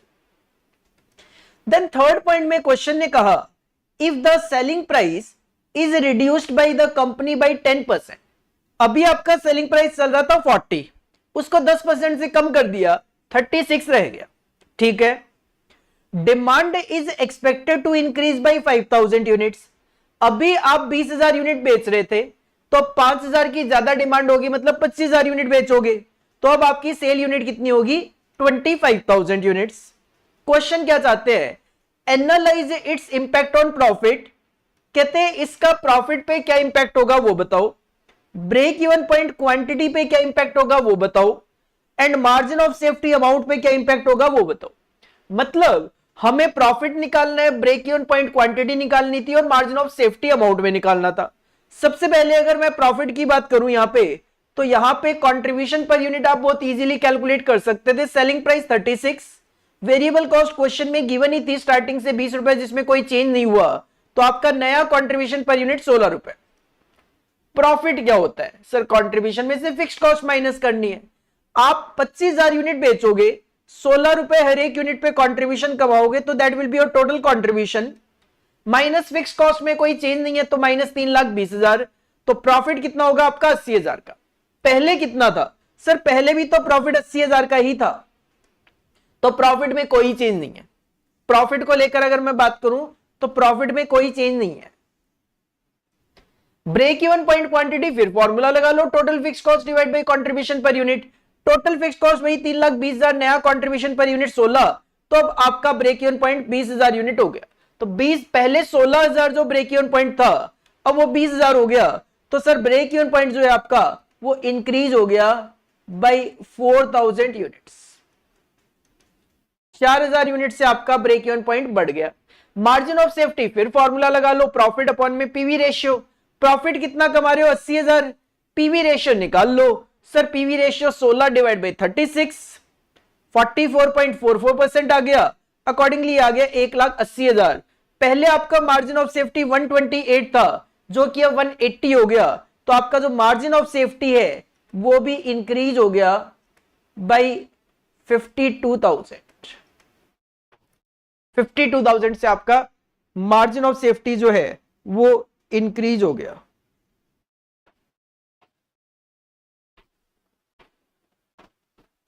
ठीक है, तो ये एक सिंपल सा क्वेश्चन आपको 7 मार्क्स की वेटेज में एग्जाम में पूछा गया। सिंपल क्वेश्चन था, सेम क्वेश्चन आपने अपनी क्लासेस में करा हुआ था विदाउट फिगर चेंज। इसके बाद क्वेश्चन नंबर 4 के बी पार्ट में आपको application of marginal costing in decision making में से एक 7 मार्क्स का क्वेश्चन दिया गया, 7 मार्क्स का क्वेश्चन दिया गया। और इवन ये क्वेश्चन भी आपने सिमिलर क्वेश्चन देखा हुआ होगा। Kautilya limited currently working at 80% capacity, Kautilya limited currently working at 80% capacity, एक कंपनी है, नाम है कौटिल्य लिमिटेड, 80% कैपेसिटी पे ये काम कर रहे हैं। And has the following particulars, sales कर रहे हैं 48 लाख की 80% पे। मटेरियल की कॉस्ट गिवन है, लेबर की कॉस्ट गिवन है, वेरिएबल ओवरहेड गिवन और फिक्स्ड ओवरहेड भी गिवन। अब क्या हुआ, an export order has been received, company को एक एक्सपोर्ट ऑर्डर मिला है, that would utilise half, that is 50% of the capacity of the factory, जो कि आपकी फैक्ट्री का 50% चाहिए। सर मैं ऑलरेडी 80% पे तो काम कर ही रहा हूं, तो मेरे पास अगर मैं आइडल कैपेसिटी की बात करूं केवल और केवल 20% है, लेकिन यहां पे जरूरत है 50% की, मतलब 130% कैपेसिटी की जरूरत है अगर आप एग्जिस्टिंग और एक्सपोर्ट ऑर्डर दोनों को मेंटेन करना चाहो तो। The order can not be split, that is either it is to be taken in full and executed at 10% below the normal domestic price or be rejected totally। Question कहता है ये जो 50% of the factory का आपको order मिल रहा है, इसको आप स्प्लिट नहीं कर सकते। मतलब आप ये नहीं कह सकते मेरे पास 20% कैपेसिटी है तो 20% ले लो, नहीं, या तो आपको ऑर्डर पूरा का पूरा लेना पड़ेगा या फिर इसको रिजेक्ट करना पड़ेगा। और अगर आप ऑर्डर लेते हो तो नॉर्मल डोमेस्टिक प्राइस से 10% कम प्राइस पे आपको ये ऑर्डर मिल रहा है। मतलब अगर नॉर्मली हम 100 रुपए में अपना कोई माल बेच रहे थे तो ये 90 रुपए ही देगा। The alternatives available to the management of the company are, अब कंपनी के सामने ये ऑल्टरनेटिव अवेलेबल है। सबसे पहला सबसे इजी ऑल्टरनेटिव तो ये है रिजेक्ट द ऑर्डर, कि ये जो एक्सपोर्ट ऑर्डर आ रहा है इसको रिजेक्ट कर दो and continue with the domestic sales only as at a present level of sale. पहला ऑप्शन सबसे इजी ये है, आप ये एक्सपोर्ट ऑर्डर को रिजेक्ट कर दो और जैसा चल रहा है वैसे चलने दो, तो ठीक है, जो कॉस्टिंग आपको दिखाई दे रही थी, जो प्रॉफिट आप कमा रहे थे, एज इट इज चलता रहेगा। एक ऑप्शन तो ये है। दूसरा ऑप्शन ये है कि ऑर्डर को कर लो एक्सेप्ट। सर ऑर्डर को एक्सेप्ट कर लिया तो 50% कैपेसिटी तो ये ऑर्डर खा जाएगा, बचा केवल 50%। कहते हैं split the capacity that is 100% between overseas, मतलब export order and domestic sale. कहते हैं अपनी जो 100% कैपेसिटी है उसको एक्सपोर्ट ऑर्डर और डोमेस्टिक में बांट दो। बांटूंगा तो क्या होगा, 50% कैपेसिटी चली जाएगी एक्सपोर्ट ऑर्डर में और जो बचा हुआ 50% है उससे डोमेस्टिक में बेचूंगा। लेकिन डोमेस्टिक की डिमांड कितनी है, 80, तो कहते हैं and turn away excess domestic demand. तो जो 80% है कहते हैं 50% जो है वो बेच लो डोमेस्टिक में, 30% जो है उसको जाने दो, उसको छोड़ दो। ठीक है, छोड़ दिया भाई। तो दूसरा ऑप्शन ये है 50% export order and 50% domestic sale. तीसरा ऑप्शन जो है वो कहते हैं कैपेसिटी बढ़ा लो, इंक्रीज कैपेसिटी, मतलब 80% एग्जिस्टिंग और 50% एक्सपोर्ट ऑर्डर, मतलब 130%। कहते हैं increase capacity so as to accept the export order. इस तरीके से कैपेसिटी बढ़ा लो कि एक्सपोर्ट ऑर्डर भी एक्सेप्ट कर लो and maintain the present domestic sale, और जो डोमेस्टिक सेल 80% वो भी बेच लो। तो इसके लिए तो 130% की कैपेसिटी चाहिए, और इसके लिए कहते हैं क्या करो, दो चीजें करनी पड़ेगी। बाइंग एन इक्विपमेंट, एक तो इक्विपमेंट खरीद लो, लेकिन इससे क्या होगा, that will increase capacity by 10%, लेकिन इससे केवल और केवल 10% कैपेसिटी बढ़ेगी। सर 100 से 110% हो जाएगी, लेकिन हमें कितनी चाहिए, 130, 80 डोमेस्टिक और 50 एक्सपोर्ट, 110 तो हो जाएगी। और इससे क्या होगा, this will result in an increase of ₹1,50,000 in fixed cost, और जो आपकी फिक्स्ड कॉस्ट अभी आपको 19 लाख दिख रही है वो 1.5 लाख से बढ़ जाएगी, तो 20,50,000 हो जाएगी। एंड 110 पे तो पहुंच गए, अभी भी 20% कैपेसिटी कम है तो उसके लिए और क्या करना पड़ेगा, कहते हैं work overtime, overtime कराओ to meet balance of required capacity, और वो बैलेंस कितना है 20, 100 तो है ही, 10 बढ़ जाएगी एडिशनल इक्विपमेंट से, 20 के लिए फिर ओवर टाइम करवाओ। In that case labour will be paid at 1.5 times, 1.5 गुना of the normal wages rate. जो भी नॉर्मल वेजेस रेट होगा आपका, उसका 1.5 गुना आपको पे करना पड़ेगा इस ओवर टाइम के लिए। ठीक है, पे करेंगे, कोई दिक्कत नहीं है। क्वेश्चन की डिमांड थी 7 नंबर के लिए, prepare a comparative statement of profitability and suggest the best alternative. आपको स्टेटमेंट ऑफ प्रॉफिट बनाना है, आपको कंपेरेटिव स्टेटमेंट ऑफ प्रॉफिट बनाना है और बताना है कौन सा ऑप्शन आपके लिए बेस्ट है। तो सर कंपेरेटिव स्टेटमेंट बनाओगे तो 4 कॉलम में बनाना पड़ेगा, क्योंकि 3 आपके सामने ऑप्शन है और एक हम हमेशा पर्टिकुलर्स का कॉलम मेंटेन करते हैं। सॉल्यूशन आपके लिए रेडी है, हेडिंग पुट करेंगे आंसर नंबर 4B और हम बनाएंगे statement of profit in 4 columns, particulars, option 1, option 2 और ऑप्शन 3। सबसे पहले मैंने तीनों ऑप्शन में कैपेसिटी डिफाइन कर दी है। पहले ऑप्शन में क्वेश्चन ने कहा ऑर्डर को कर दो रिजेक्ट और कंटिन्यू करो विद डोमेस्टिक सेल्स ओनली, और डोमेस्टिक सेल के साथ कंटिन्यू करने का मतलब है 80% की कैपेसिटी। सेकंड ऑप्शन ने कहा ऑर्डर को एक्सेप्ट कर लो और 100% कैपेसिटी पे काम करते हुए 50% एक्सपोर्ट और 50% डोमेस्टिक, मतलब आप काम करने वाले हो टोटलिटी में 100% पे। और तीसरे ऑप्शन में कहा कैपेसिटी को बढ़ा लो, इस तरीके से बढ़ाओ कि एक्सपोर्ट ऑर्डर भी ले लें 50% और प्रेजेंट डोमेस्टिक सेल भी मेंटेन कर लें 80%, तो कैपेसिटी होगी थर्ड ऑप्शन में 130% की। सबसे पहले मैंने सेल्स लिखा, जिसमें पहले ऑप्शन को लेकर तो कोई दिक्कत ही नहीं है, कॉपी करने वाली बात है, 48 लाख की, 48 लाख की। दूसरे ऑप्शन में ध्यान देना, आपकी कैपेसिटी कितनी हो गई, आपकी कैपेसिटी हो गई 100%, इसमें 50% तो डोमेस्टिक माल बेचोगे। तो सर 48 लाख अगर 80% पे था तो 50% पे कितना बेच लोगे, 30 लाख रुपए का माल। मैंने इसका वर्किंग नोट बनाया है, दिखाता हूं आपको।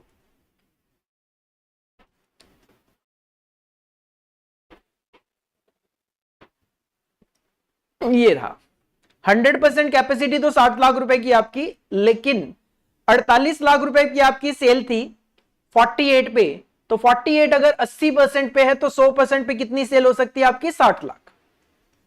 सेकंड ऑप्शन में आपने 50-50% कैपेसिटी बांट दी है, ध्यान देना, 50-50% कैपेसिटी बांट दी, तो डोमेस्टिक में 60 लाख रुपए की अगर आपकी सेल कैपेसिटी है तो इसका 50% 30 लाख का माल बेचोगे। बचा हुआ 50% एक्सपोर्ट में बेचोगे। अगर एक्सपोर्ट में भी सेम प्राइस होता जो डोमेस्टिक में है तो सेल होती 30 लाख, लेकिन एक्सपोर्ट में प्राइस 10% कम है, तो सर सेल को 10% से कम कर दो, एक्सपोर्ट वाली को 27 लाख रुपए आपको जनरेट होंगे। तो टोटलिटी में आपको 30 लाख रुपए डोमेस्टिक से और 27 लाख रुपए एक्सपोर्ट से 57 लाख की टोटल सेल जनरेट होगी। 57 लाख की टोटल सेल आपकी जनरेट होगी। 57 लाख आपकी सेल्स आ गई, 57 लाख आपकी सेल्स आ गई 100% कैपेसिटी पे। और अगर हम 100 की बजाय थर्ड ऑप्शन 130% पे काम करें, तो 130% पे काम करेंगे तो क्या होगा, देखो 130% पे काम करने का मतलब है आप 60 लाख रुपए की तो सेल एक जनरेट करोगे, या फिर मैं कहूं तो जो एग्जिस्टिंग में आपकी सेल है 48 लाख की, एक तो ये सेल जनरेट हो जाएगी क्योंकि ये माल तो बेचोगे ही बेचोगे, साथ में एक्सपोर्ट वाला माल भी बेचेंगे, उससे क्या मिल रहा है आपको 27 लाख रुपए, तो 27 लाख रुपए वहां से, तो टोटल सेल आपकी कितनी होगी 75 लाख की, टोटल सेल्स आपकी कितनी होगी 75 लाख की। इसके बाद हम माइनस करेंगे अपने खर्च से। सबसे पहले डायरेक्ट मटेरियल की मैं बात करूं तो डायरेक्ट मटेरियल पहले केस में तो कॉपी कर लो 15 लाख रुपए 80 पे। सर अगर 15 लाख है 80 पे और दूसरे केस में हम 100% पे काम करेंगे तो 15 lakh divide by 80 into 100 it will be 18,75,000, और इसमें आप 130% पे काम करोगे तो इट विल बी 24,37,500। सिंपल कर क्या रहे हैं, 15 lakh divide by 80 into 100, 15 lakh divide by 80 into 130। Similar calculation labour में करनी है, लेकिन लेबर में थोड़ा ध्यान भी रखना है। लेबर की अगर मैं बात करूं, 6 लाख रुपए का खर्चा था आपका 80% पे, तो 80% पे तो 6 लाख कॉपी हो गया। सर 6 लाख है 80 पे, तो 100 पे कितना होगा, 7.5 लाख, 7.5 लाख। 130 वाले केस में थोड़ी सी कैलकुलेशन चेक करो, होगा क्या, जो आप 100% पे काम करोगे और इवन ये जो 10% आपकी कैपेसिटी बढ़ी है, इसके लिए लेबर का तो कोई खर्चा नहीं बढ़ा, इसके लिए तो आपको फिक्स्ड कॉस्ट बढ़ानी है। तो इसका मतलब सिंपली मैं कैलकुलेशन ये कर सकता हूं कि सर अगर मेरी कॉस्ट, अगर मेरी लेबर की कॉस्ट 6 लाख रुपए है, कितने पे, 80% पे, तो डिवाइड बाय 80, तो 110 पे कितना होगा। सिंपल ये कैलकुलेशन क्या है, 6 लाख है अगर 80 पे, तो 110 पे कितना होगा, 825, 110% काम हो गया। देन क्वेश्चन ने कहा कि जो बचा हुआ 20% है, जो बचा हुआ 20% है उसके लिए ओवर टाइम करवाएंगे, और उस ओवर टाइम के लिए आपको 1.5 गुना हम पे करेंगे। ओवर टाइम के लिए हम 1.5 गुना पे करेंगे, ओवर टाइम के लिए हम 1.5 गुना पे करेंगे। तो ये परसेंटेज कैपेसिटी कितनी है, 20। तो सबसे पहले तो ये देखो कि सर अगर 6 लाख रुपए की लेबर की कॉस्ट है 80 पे, तो 20 पे कितना होगा। मैंने यहां पे क्या किया, 7.5 लाख रुपए लिखा है, ठीक है। कितने पे लिख दिया, 100 पे लिख दिया मैंने, ठीक है। मैंने क्या किया, मैंने फर्स्ट वाले कॉलम को बेस ना बनाकर सेकंड वाले कॉलम को बेस बना लिया है। एक ही बात है, अगर 7.5 लाख रुपए की कॉस्ट है 100 पे, अगर 7.5 लाख रुपए की कॉस्ट है 100% पे, तो 20% पे कितना, ये तो आ गई नॉर्मल वेजेस। लेकिन ओवर टाइम में आपको इसको 1.5 गुना पे करना है, तो इसका 1.5 गुना कर दो, ये हो जाएगा 2,25,000। तो आपको टोटल लेबर पे करनी पड़ेगी 10,50,000, 10,50,000। इसके बाद जो वेरिएबल ओवरहेड का खर्चा है वो सिंपल चलेगा, 3 लाख है 80 पे, तो 100 पे कितना, 3 लाख है 80 पे, तो 100 पे 375 आ जाएगा, और 130 पे कितना, 487,500 आ जाएगा। सिंपल है, 3 lakh divide by 80 into 100, 3 lakh divide by 80 into 130। जब आप सेल्स में से वेरिएबल कॉस्ट माइनस करेंगे, आपको आपका कंट्रीब्यूशन मिल जाएगा, और कंट्रीब्यूशन में से हम माइनस करेंगे फिक्स्ड कॉस्ट। पहले केस में आपकी फिक्स्ड कॉस्ट चल रही है 19 लाख, तो सर ये 19 लाख एज इट इज आ जाएगी। दूसरे केस में भी तो आप केवल और केवल 100% कैपेसिटी पे काम करोगे, इसमें भी आपकी फिक्स्ड कॉस्ट नहीं बढ़ रही। लेकिन थर्ड ऑप्शन में अगर मैं बात करूं, तो आपकी फिक्स्ड कॉस्ट 1.5 लाख से बढ़ जाएगी, तो सर 1.5 लाख से बढ़ा दिया, 20,50,000 हो गया। और जब कंट्रीब्यूशन में से फिक्स्ड कॉस्ट माइनस किया, प्रॉफिट आया फर्स्ट केस में 5 लाख, सेकंड केस में 8 लाख, और थर्ड केस में 1475। 1475 इज द मैक्सिमम। तो option 3 should be selected due to highest profit. Sir option number 3 जो है वो हम सिलेक्ट करके चलेंगे, रीजन क्या है, हाईएस्ट प्रॉफिट की वजह से। तो इस तरीके से आपने ये क्वेश्चन सॉल्व करना था। ये क्वेश्चन, इस वैरायटी का क्वेश्चन आपको अपने नोट्स में देखने को मिल जाता है, और सेम क्वेश्चन आपको अपने स्टडी मटेरियल में भी देखने को मिल जाता है। हाँ, फिगर्स में चेंज आपको देखने को मिल सकता है। नेक्स्ट क्वेश्चन, जो क्वेश्चन नंबर 5 था हमारे एग्जाम में, वो पूरा का पूरा 14 मार्क्स का क्वेश्चन पूछा गया, सिंगल क्वेश्चन। और सर क्या करना था इसमें, इसमें आपको कैश बजट बना के देना था। मतलब बजट एंड बजटरी कंट्रोल का ये क्वेश्चन था, जिसमें हमें यहां पे कैश बजट प्रिपेयर करके देना था। Messrs Lal Kamal limited manufactures 2 products X and Y and sells their products through its east and north east division. Company है मेसर्स लाल कमल लिमिटेड, 2 तरीके के प्रोडक्ट बनाकर बेचते हैं, एक्स और वाई, 2 एरियाज में बेचते हैं, ईस्ट और north east division. Budgeted sales units from January to June 2024 are as under. हमारे पास यहां पे सेल्स बजट ऑलरेडी बना हुआ है, तो बजटेड सेल्स यूनिट्स गिवन है जनवरी से लेकर जून 24 तक। कहां से कहां तक, जनवरी से लेकर जून 24 तक। ध्यान देना, प्रोडक्ट एक्स और product Y, east division, north east division. East division और north east division, product X और वाई दोनों की क्वांटिटी जो है east division, north east division और एक्स और वाई की अलग अलग क्वांटिटीज गिवन है, और टोटल भी करा हुआ है। ईस्ट डिवीजन में 15,100 यूनिट, नॉर्थ ईस्ट में 16,500, वाई की 16,000 और 13,500। तो अगर मैं एक्स की टोटल बात करूं तो सर एक्स टोटलिटी में आप सेल कर पा रहे हो यहां पे 31,600 यूनिट्स दोनों एरिया में मिला के, और वाई की अगर बात करें तो 29,500 यूनिट्स दोनों एरियाज में मिला के। The sale price per unit of product X is ₹100। जो एक्स है उसका सेलिंग प्राइस पर यूनिट है 100 रुपीज का, और प्रोडक्ट वाई जो है उसका सेलिंग प्राइस है 75 का।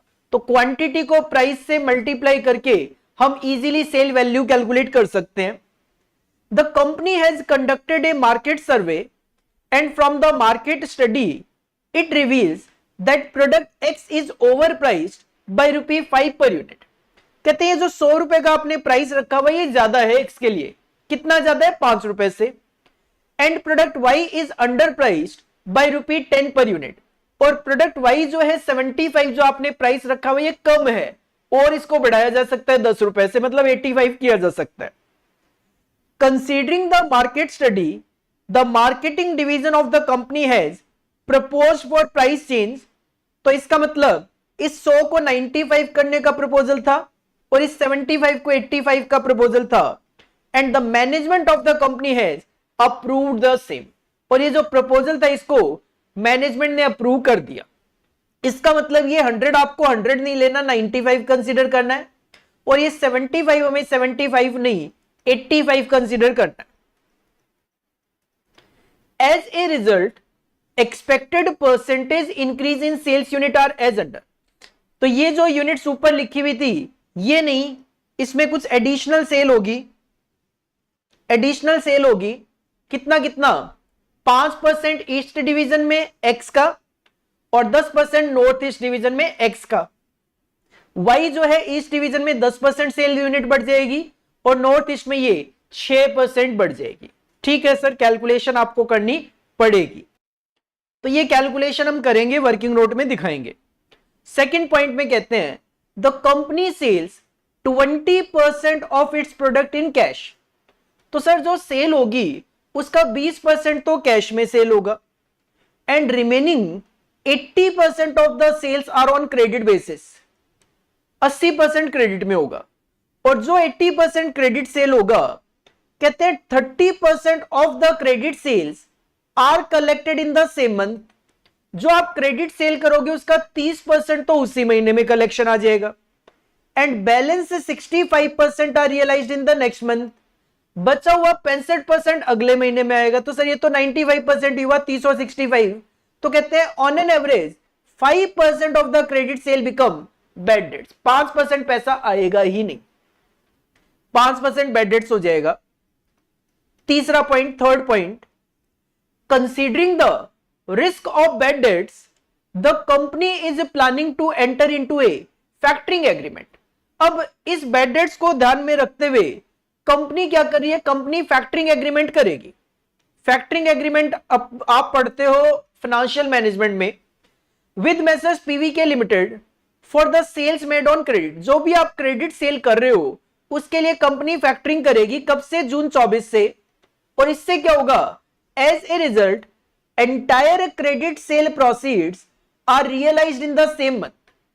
इससे क्या होगा? जो जून में आप सेल करोगे, जून या उसके बाद जिस महीने में जितनी क्रेडिट सेल होगी उसका पैसा आपको सेम महीने में मिल जाएगा। Messrs PVK limited charges 2% as factoring commission. इसके लिए पीवीके लिमिटेड 2% कमीशन आपसे चार्ज करेंगे। एक चीज यहां पे देखना, आपको जो कैश बजट बनाना है वो 3 महीने का बनाना है, जो कि 30 जून को खत्म होगा। मतलब आपको कैश बजट बनाना है अप्रैल, मई और जून का। तो अप्रैल और मई में तो ये वाला सिस्टम चलेगा, लेकिन विद इफेक्ट फ्रॉम जून आपका ये फैक्टरिंग स्टार्ट हो जाएगा।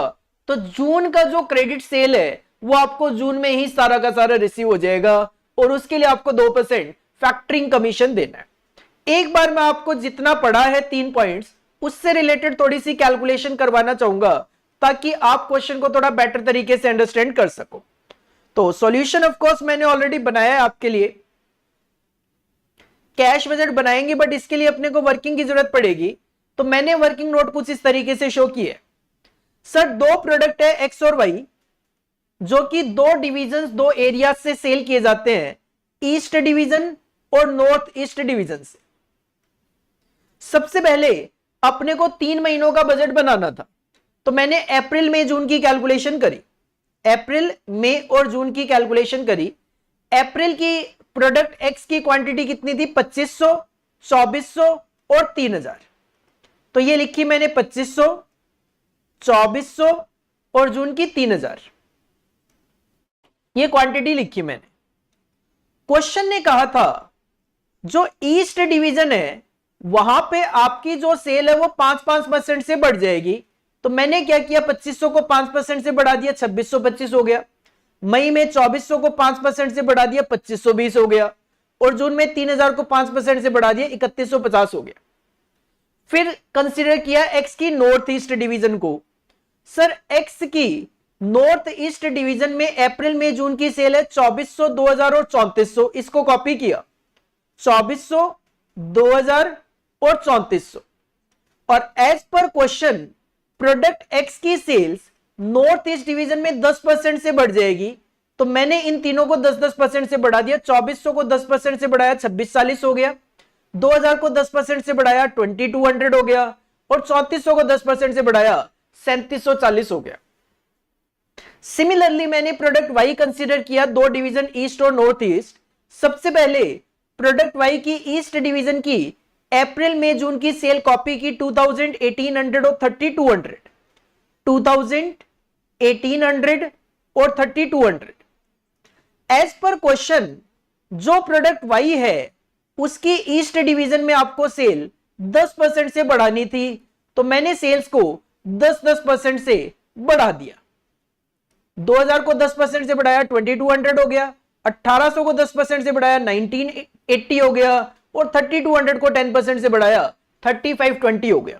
सिमिलरली कॉपी किया north east division product Y की अप्रैल में जून की सेल 1700, 1500 और 2800, 1700, 1500 और 2800, 1700, 1500 और 2800। और एज पर क्वेश्चन आपको जो नॉर्थ ईस्ट डिवीजन है प्रोडक्ट वाई उसमें 6% से सेल बढ़ानी थी, तो इनको 6% से बढ़ा दिया। 1700 को 6% से बढ़ाया, 1802 हो गया। 1500 को 6% से बढ़ाया, 1590 हो गया। और 2800 को 6% से बढ़ाया, 2968 हो गया। फिर मैंने एनालाइज किया कि सर जब आप क्रेडिट सेल को अगले महीने में पे करोगे 65%, तो अप्रैल की कैलकुलेशन के लिए मार्च की जरूरत पड़ेगी। तो मैंने मार्च का डेटा कॉपी किया। मार्च की मैंने सेल कॉपी करी 3000, 3500, 4000 और 3500, 3000, 3500, 4000 और 3500। देन इसको इंक्रीज कर दिया as per data given in question 5%, 10%, 10% और 6%, 5%, 10%, 10% और 6%। तो हमें मार्च की भी सेल क्वांटिटी पता चल गई। देन मैंने देखा क्वेश्चन में कि सर सेलिंग प्राइस जो है वो सेम है, भले ईस्ट डिवीजन हो भले नॉर्थ ईस्ट डिवीजन हो। एक्स का 95 और वाई का 85। तो मैंने क्या किया, मैंने एक्स की क्वांटिटी को एक साथ कॉपी कर वो ऐड कर लिया, 2625 प्लस 2640 इतनी टोटल क्वांटिटी, और मल्टीप्लाई कर दिया सेल प्राइस से, सेल आ गई। सिमिलरली मई के लिए ईस्ट और नॉर्थ डिवीजन की सेल को एड ऑन किया और 95 प्राइस से मल्टीप्लाई करके मई की सेल कैलकुलेट कर ली। सिमिलरली जून को ऐड किया और मल्टीप्लाई सेलिंग प्राइस करके जून की सेल निकाल ली। और यहां पे मार्च की क्वांटिटी को ऐड करके सेलिंग प्राइस से मल्टीप्लाई करके मार्च की भी मैंने यहां पे सेल कैलकुलेट कर दी। मार्च की भी मैंने यहां पे सेल कैलकुलेट कर दी। ठीक है, अपने पास जो डेटा गिवन था उसके हिसाब से सारी कैलकुलेशन कर दी है। सिमिलर काम वाई में कर दिया। सर वाई की ईस्ट और नॉर्थ ईस्ट डिवीजन की सेल को एड ऑन करके जो नया सेलिंग प्राइस था 85 उससे मल्टीप्लाई करके अप्रैल मई जून और मार्च सेल कैलकुलेट करती। ये टोटल सेल्स थी, ये टोटल सेल्स थी, जिसमें से क्वेश्चन ने कहा था 20% तो कैश में सेल होगी, 20% तो कैश में सेल होगी। तो जब कैश बजट बनाना शुरू किया तो सबसे पहले ओपनिंग कैश बैलेंस लिखा है, एक बार दिखा देता हूं ओपनिंग कैश बैलेंस का नीचे का पॉइंट। सर क्वेश्चन ने कहा था कि कैश इन एंड जो रहेगा हमारे पास 1 अप्रैल को 270 रहेगा, तो सबसे पहले मैंने ओपनिंग कैश बैलेंस 270 लिख दिया। इसके बाद कैश सेल्स लिख दी, कैश सेल्स लिख दी। कैसे लिखी कैश सेल्स? तो सर कैश में जो सेल्स थी, कैश में जो सेल्स थी, यहां पे मैंने क्या किया, एक्स और वाई की दोनों की सेल्स का भी टोटल कर दिया, ताकि मंथ वाइज अपने को सेल पता चल जाए। ये अप्रैल की सेल थी टोटल एक्स वाई दोनों मिला के, ये मई की सेल्स थी एक्स और वाई दोनों मिला के, ये जून की सेल्स थी एक्स और वाई दोनों मिला के, और ये मार्च की सेल थी एक्स और वाई दोनों मिला के।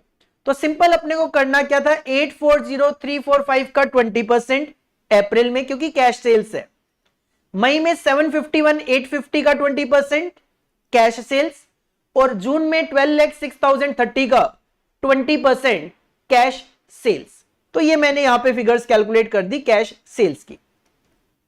ध्यान देना था थोड़ा सा कलेक्शन फ्रॉम डेटर्स को लेकर। तो कलेक्शन फ्रॉम डेटर्स को लेकर क्वेश्चन ने कहा 30% तो आपको सेम मंथ में मिल जाएगा। ध्यान देना 30% तो आपको सेम मंथ में मिल जाएगा, और ये केवल और केवल अप्रैल और मई के लिए अप्लाई होगा क्योंकि जून में आप फैक्टरिंग कर चुके थे। तो सबसे पहले 30% collected in the same month केवल और केवल अप्रैल और मई के लिए। तो सिंपल मैंने क्या किया है, अप्रैल में आपकी सेल्स थी 8,40,345, तो उसका 30% आपको सेम मंथ में कलेक्शन आ जाएगा। मई में 751,850 आपकी टोटल सेल्स थी, तो उसका 30% सेम मंथ में आपको कलेक्शन आ जाएगा। जून की ऐसा कुछ है ही नहीं क्योंकि जून में आपको सारा का सारा पैसा फैक्टरिंग वाले से एज इट इज मिलेगा, तो उसकी बाद में बात कर लेते हैं। सर देन क्वेश्चन ने कहा कि 65% collected in the next month, 65% collected in the next month, तो आपको अप्रैल में मार्च की सेल का, वो भी मार्च की क्रेडिट सेल का 65% मिलेगा। मार्च की सेल्स कितनी थी? सर मार्च की सेल्स थी 13,54,350, इसका 80% क्रेडिट में था, तो इसका 80% किया पहले, फिर उसका 65% आपको रिसीव होगा, तो उसका 65% किया, तो 704,262 फिगर कैलकुलेट होके आई। मई में आपको अप्रैल की सेल 840,345 का 65% मिल जाएगा, और जून में आपको मई वाला जो है 751,850 का 65% ये तो मिलेगा ही मिलेगा। और जो जून में आप क्रेडिट सेल करोगे, जून में आप क्रेडिट सेल करोगे, वो पूरा का पूरा अमाउंट आपको फैक्टर से रिसीव हो जाएगा। और जून में आपकी क्रेडिट सेल्स कितनी है?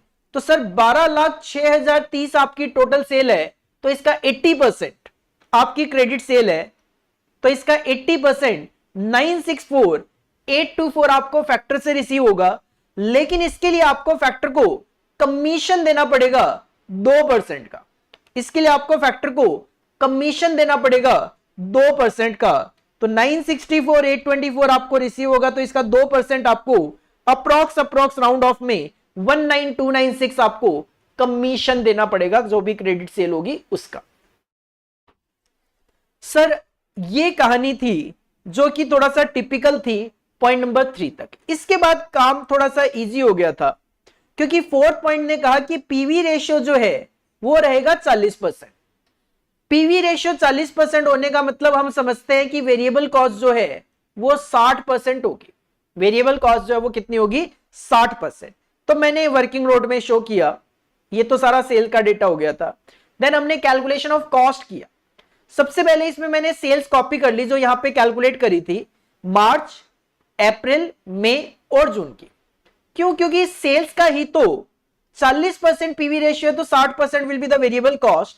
तो इस सेल का 60% हमने यहां पे वेरिएबल कॉस्ट कैलकुलेट कर ली, लेकिन क्वेश्चन ने इस वेरिएबल कॉस्ट के भी पार्ट कर दिए, बोला 60% of the variable cost are direct material cost, 60% जो है वेरिएबल कॉस्ट का वो मटेरियल की कॉस्ट है। तो मैंने क्या किया, ये जो वेरिएबल कॉस्ट आई इसका 60% कैलकुलेट कर दिया, ये मटेरियल की कॉस्ट आ गई।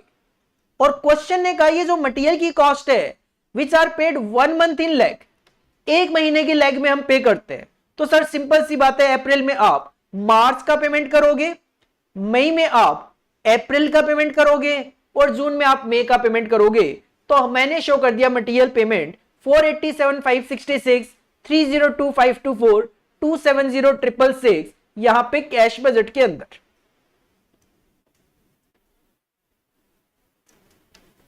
इसके बाद क्वेश्चन ने और आगे कहा कि जो वेरिएबल कॉस्ट आपने निकाली थी उसका 30% जो है वो डायरेक्ट लेबर कॉस्ट है, which are paid within 7th of the subsequent month. Sir देखो अगले महीने में 7 तारीख को पे करो, चाहे 1 को करो, चाहे 30 को करो, चाहे 31 को करो, अगला महीना तो अगला महीना है। तो सबसे पहले तो मैंने क्या किया, जो वेरिएबल कॉस्ट कैलकुलेट करी थी उसका 30% जो है वो वेरिएबल कॉस्ट का 30% लेबर की कॉस्ट कैलकुलेट कर दी, और सेम ट्रीटमेंट जैसे मटेरियल का हुआ वैसे लेबर का कर दिया कि अप्रैल में आप मार्च का पेमेंट करोगे, मई में अप्रैल का, और मई में वो जून में मई का पेमेंट करोगे। तो 243, 783, 151, 262 और 135, 333 ये पेमेंट करवा दिए यहां पे लेबर को। उसके बाद क्वेश्चन ने कहा 60% मटेरियल हो गया, 30% लेबर हो गया, तो जो रिमेनिंग वेरिएबल कॉस्ट है वो है वेरिएबल ओवरहेड, मतलब 10%। तो सबसे पहले तो मैंने क्या किया, वेरिएबल कॉस्ट का 10% कैलकुलेट करके यहां पे वेरिएबल ओवरहेड की कैलकुलेशन कर दी। फिर क्वेश्चन ने कहा कि 50% of the variable overhead are paid in the same month and balance in the next month. तो सर ठीक है, 50% तो सेम मंथ में पे करा दिया, मतलब अप्रैल का जो था 5421 इसका 50%, 45,111 का 50%, 72,362 का 50%। तो 50% तो सेम मंथ में पे करा दिया। इसके बाद जो अप्रैल में 50% बच गया था उसको मई में पे कर दिया, जो मई में 50% बच गया था उसको जून में पे कर दिया, और जो मार्च में बच गया होगा वो यहां पे अप्रैल में पे करवा दिया। कितना, 81261 का 50%।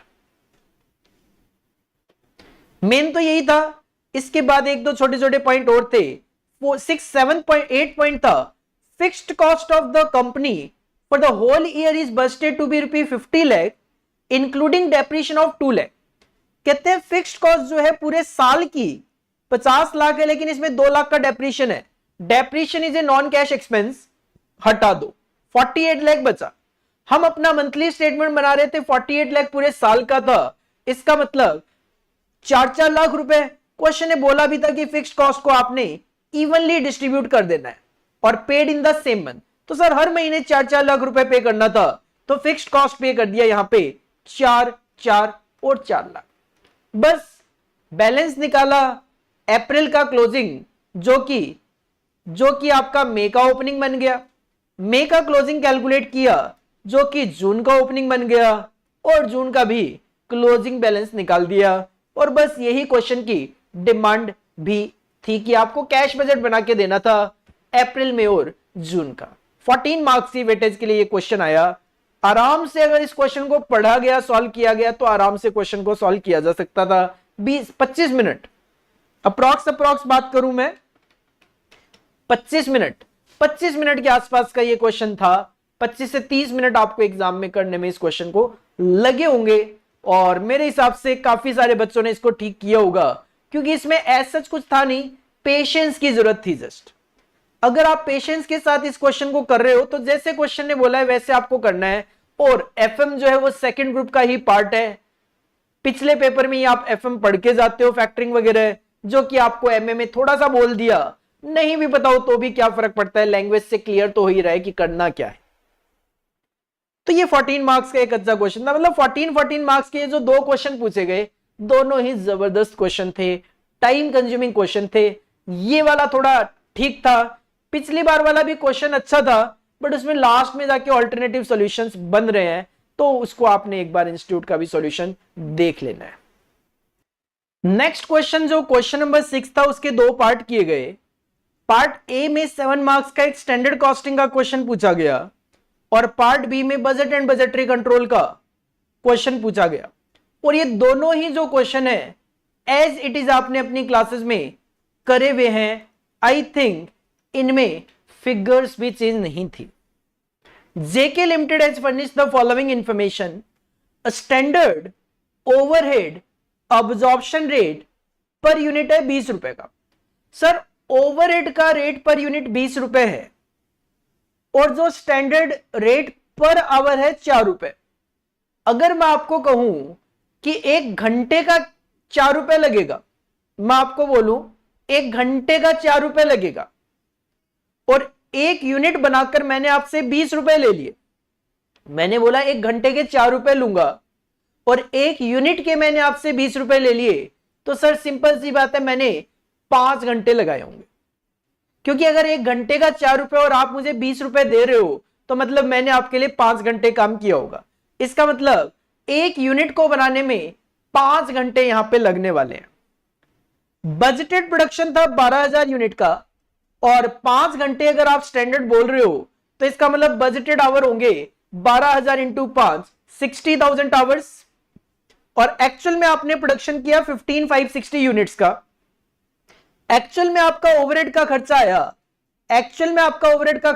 2,95,000, जिसमें से 62,500 तो फिक्स था। तो जो बचा हुआ पार्ट है 2,32,500, दैट विल बी वेरिएबल। और एक्चुअल में आपने 74,000 आवर्स की वर्किंग करी। तो यहां तक का अगर मैं एक बार आपको डेटा शो करूं, तो सिंपल सी बात यह थी कि सर स्टैंडर्ड ओवरहेड का रेट 1 यूनिट का था 20 रुपए और रेट पर आवर था 4 रुपए। तो सबसे पहले मैंने 1 घंटे के लिए, 1 यूनिट के लिए कितने घंटे लगने चाहिए स्टैंडर्ड निकाल दिया, 20 डिवाइड बाई 4। सर 5 घंटे 1 यूनिट के लिए। बजट था आपका कि 12,000 यूनिट आप बनाओगे और अगर 1 यूनिट में 5 घंटे लगेंगे तो 60,000 घंटे आपके लगेंगे। एक्चुअल में आपने प्रोडक्शन किया 15,560 का और 1 यूनिट को बनाने के लिए 5 घंटे लगने चाहिए थे। तो स्टैंडर्ड कितना आ गया, 15,560 इंटू 5, 77,800। जबकि एक्चुअल में आपने कितने घंटे में काम कर दिया, 74,000 आवर्स में। तो आपको यहां पे स्टैंडर्ड आवर्स भी पता चल गए, आपको यहां पे एक्चुअल आवर्स भी पता चल गए और आपको यहां पे बजटेड आवर्स भी पता चल गए, क्योंकि इन सब की जरूरत पड़ने वाली है अपने को। क्वेश्चन ने कहा overhead are based on the following flexible budget. कहते हैं ओवरहेड का जो खर्चा था बजटेड, वो आप सोच के बैठे थे कि 8,000 यूनिट बनाऊंगा तो 1,80,000 का खर्चा होगा, 10,000 यूनिट बनाऊंगा तो 2,10 का खर्चा होगा और 14,000 यूनिट बनाऊंगा तो 2,70,000 रुपए का खर्चा होगा। तो आप यहां पे सेग्रीगेशन करना चाहते थे, तो सेग्रीगेशन आपको सिंपल करना पड़ेगा। चेंज इन कॉस्ट कोई भी 2 ले सकते हो, लेकिन हम नॉर्मली लोएस्ट और हाईएस्ट लेते हैं, divide by change in units. 90,000 रुपए की कॉस्ट का चेंज आया जब आपने 6,000 यूनिट्स का चेंज किया। तो आपको यहां पे सेग्रीगेशन करना था,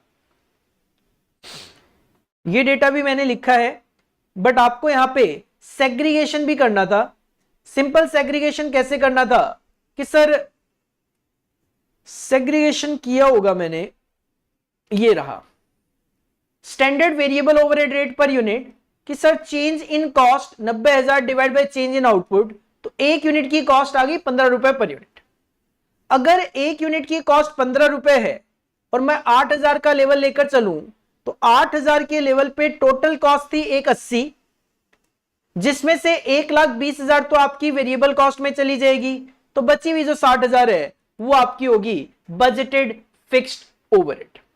यहां पे मैंने वो दिखा दिया था कि एक्चुअल फिक्स्ड ओवरहेड आपके 62,500 है, तो बचा हुआ जो पार्ट है 2,32,500 वो आपका एक्चुअल वेरिएबल ओवरहेड का खर्चा होगा। क्वेश्चन को पढ़ के सारा का सारा डेटा फाइंड आउट कर लिया। देन क्वेश्चन ने जो पूछा वो कैलकुलेट किया। कैसे? कैलकुलेट स्टैंडर्ड वेरिएबल ओवरहेड पर आवर। सर वेरिएबल ओवरहेड का खर्चा 1 घंटे के लिए, वो भी स्टैंडर्ड कितना? तो हमने यहां पे कैलकुलेट किया था कि वेरिएबल ओवरहेड का रेट है 15 रुपए 1 यूनिट का, और 1 यूनिट को बनाने के लिए 5 घंटे लगेंगे। तो सर अगर 15 रुपए है 5 घंटों के लिए, तो 1 घंटे का रेट है 3 रुपए पर आवर।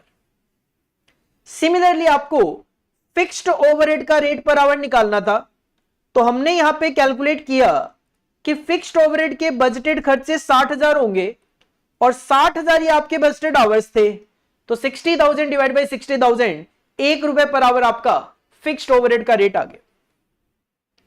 इसके बाद सेकेंड रिक्वायरमेंट में आपको वेरिएबल ओवरहेड का एफिशिएंसी और एक्सपेंडिचर वेरिएंस कैलकुलेट करना था। वेरिएबल ओवरहेड एफिशिएंसी वेरिएंस का फॉर्मूला होता है standard hours minus actual hours into में standard rate per hour. Sir standard hours आपने कैलकुलेट किए थे 77,800, एक्चुअल आवर्स हमारे पास क्वेश्चन में ही गिवन थे 74,000, multiply by rate per our आपने कैलकुलेट किया यहां पे 3 रुपए पर आवर, तो 77,800 माइनस 74,000 इंटू 3, 11,400 वेरिएबल ओवरहेड का एफिशिएंसी आया। और साथ में आपको वेरिएबल ओवरहेड एक्सपेंडिचर निकालना था। फॉर्मूला होता है standard rate minus actual rate multiply by actual our. Standard rate आपने कैलकुलेट किया था 3 रुपए पर आवर। एक्चुअल रेट आप कैलकुलेट कर लो कि सर एक्चुअल में मेरे खर्चे आए 2,32,500 के, कितने घंटे काम करके 74,000, तो 1 घंटे का रेट आ जाएगा आपका यहाँ पे, मल्टीप्लाई बाय एक्चुअल आवर्स कितने 74,000, ये आ जाएगा आपका 10,500 एडवर्स। सिमिलरली थर्ड रिक्वायरमेंट में आपको फिक्स्ड ओवरहेड का एफिशिएंसी निकालना था, तो सर आवर्स तो सेम ही रहते हैं, 77,800 minus 74,000 multiply by fixed overhead का रेट था 1 रुपए का, ये आ जाएगा 3800 फेवरेबल। और आपको निकालना था फिक्स्ड ओवरहेड का कैपेसिटी वेरिएंस। फॉर्मूला होता है actual hours 74,000 minus budgeted hours थे 60,000 इनटू रेट था 1 रुपए का फिक्स्ड ओवरहेड का, 14,000 रुपए फेवरेबल आ जाएगा। बिल्कुल सेम क्वेश्चन हम अपनी क्लासेस में करके चलते हैं, सेम क्वेश्चन बिल्कुल सेम, फिगर्स में भी किसी तरीके का कोई चेंज नहीं था इसके अंदर। और सिमिलरली ये जो क्वेश्चन का पार्ट बी था, क्वेश्चन नंबर 6 का पार्ट जो बी था, ये भी बजट एंड बजटरी कंट्रोल में आप सेम क्वेश्चन करके चलते हो विदाउट फिगर चेंज। बस हम इसमें प्रॉफिट भी कैलकुलेट करवा रहे थे, इन्होंने प्रॉफिट नहीं पूछा, केवल और केवल परचेज और प्रोडक्शन बजट पूछ के रह गए, प्रोडक्शन और परचेज बजट पूछ के रह गए। और हमने जो क्वेश्चन अपनी क्लासेस में कराया हुआ सेम, बैटरी वगैरह सब कुछ सेम था, केवल और केवल इसमें एडिशनल प्रॉफिट की कैलकुलेशन भी आपको करवाई गई थी क्लासेस के अंदर, जबकि इन्होंने नहीं पूछा। वेटेज इसकी थी 7 मार्क्स की, बिल्कुल same question. Question number 6B, Entech limited an electronic gadget manufacturer has prepared sales budget. Sales budget already बन चुका है for the next few months. In this respect following figures are available. आपको जनवरी से लेकर मई तक सेल्स की quantity बताती इलेक्ट्रॉनिक गैजेट को लेकर। Apart from other material 2 units of batteries are required to manufacture a gadget. एक गैजेट को बनाने के लिए 2 बैटरी की जरूरत है, and the company wants to hold stock of batteries at the end of each month to cover 30% of the next month production. अगले महीने का जो प्रोडक्शन होगा उसके लिए जो भी आपको बैटरीज की जरूरत होती है उसका 30% आप बैटरीज स्टॉक में होल्ड करके चलोगे, and to hold stock of manufactured gadget to cover 25% of the next month sale. और अगले महीने की जो सेल होगी उसका 25% ऑफ इलेक्ट्रॉनिक गैजेट जो है वो अपने पास स्टॉक में रखोगे। Finish goods 25% of the next month sale, और जो बैटरीज है वो 30%। 3250 units of batteries and 1200 units of manufactured gadgets one in stock on 1 January. Opening stock आपको बता दिया है बैटरीज और गैजेट्स का। क्वेश्चन की पहली डिमांड सिंपल सी, prepare the production budget in unit for the month of January, February, March and April. तो 5 कॉलम में आप ये प्रोडक्शन बजट बना के दे सकते थे इजीली, जो मैंने आपके लिए ऑलरेडी यहां पे बना लिया है। Answer number 6B, requirement number 1 production budget in 5 column particulars January, February, March and अप्रैल। सबसे पहले आप सेल्स कॉपी करोगे, 5000, 6000, 7000 एंड 7500। इसमें ऐड करेंगे क्लोजिंग स्टॉक जो कि अगले महीने की सेल का 25% रखना है, तो 6000 का 25% 1500, 7000 का 25% 1750, 7500 का 25% 1875 और अगला महीना जो मई है उसकी सेल है 8000, तो 8000 का 25% 2000। Sale plus closing stock of finished goods total कर दिया और माइनस कर देंगे opening stock of finished goods, जिसमें जनवरी का ओपनिंग स्टॉक आपके पास 1200 यूनिट पहले से ही गिवन है। बाकी हमें पता है कि जो जनवरी का क्लोजिंग था वो फरवरी का ओपनिंग बनेगा, फरवरी का क्लोजिंग मार्च का ओपनिंग और मार्च का क्लोजिंग अप्रैल का ओपनिंग बनेगा। माइनस कर दोगे opening stock of finished goods, आपको आपका प्रोडक्शन क्वांटिटी पता चल गई। This is the first requirement of the question. Then आपको क्वेश्चन के सेकंड पॉइंट में परचेज बजट बनाने के लिए बोला है, लेकिन सर परचेज बजट तब तक नहीं बनता जब तक कि कंजम्पशन हमारे पास ना हो, तो आपको वर्किंग नोट में पहले कंजम्पशन बनाना पड़ेगा। तो मैंने वर्किंग नोट में कंजम्पशन बना दिया, पर्टिकुलर्स वही जनवरी, फरवरी, मार्च और अप्रैल। सबसे पहले जो प्रोडक्शन आपने कैलकुलेट किया था उसको कॉपी कर लिया, 5300, 6250, 71254, 7625। और एज पर क्वेश्चन एक यूनिट को बनाने के लिए 2 बैटरी लगेगी, तो 2 से इनको मल्टीप्लाई कर दो, आपको हर महीने का कंजम्पशन पता चल गया। जैसे ही कंजम्पशन पता चला आप परचेज बजट बना सकते हो। सबसे पहले इस कंजम्पशन को कॉपी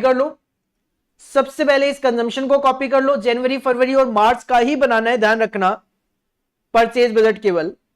इसके अंदर ऐड करोगे क्लोजिंग स्टॉक ऑफ बैटरीज, तो 30% अगले महीने का, तो अगले महीने का 30%, 12500 का 30%, 14250 का 30% और मार्च के लिए आप अप्रैल देख लो 15250 का 30%।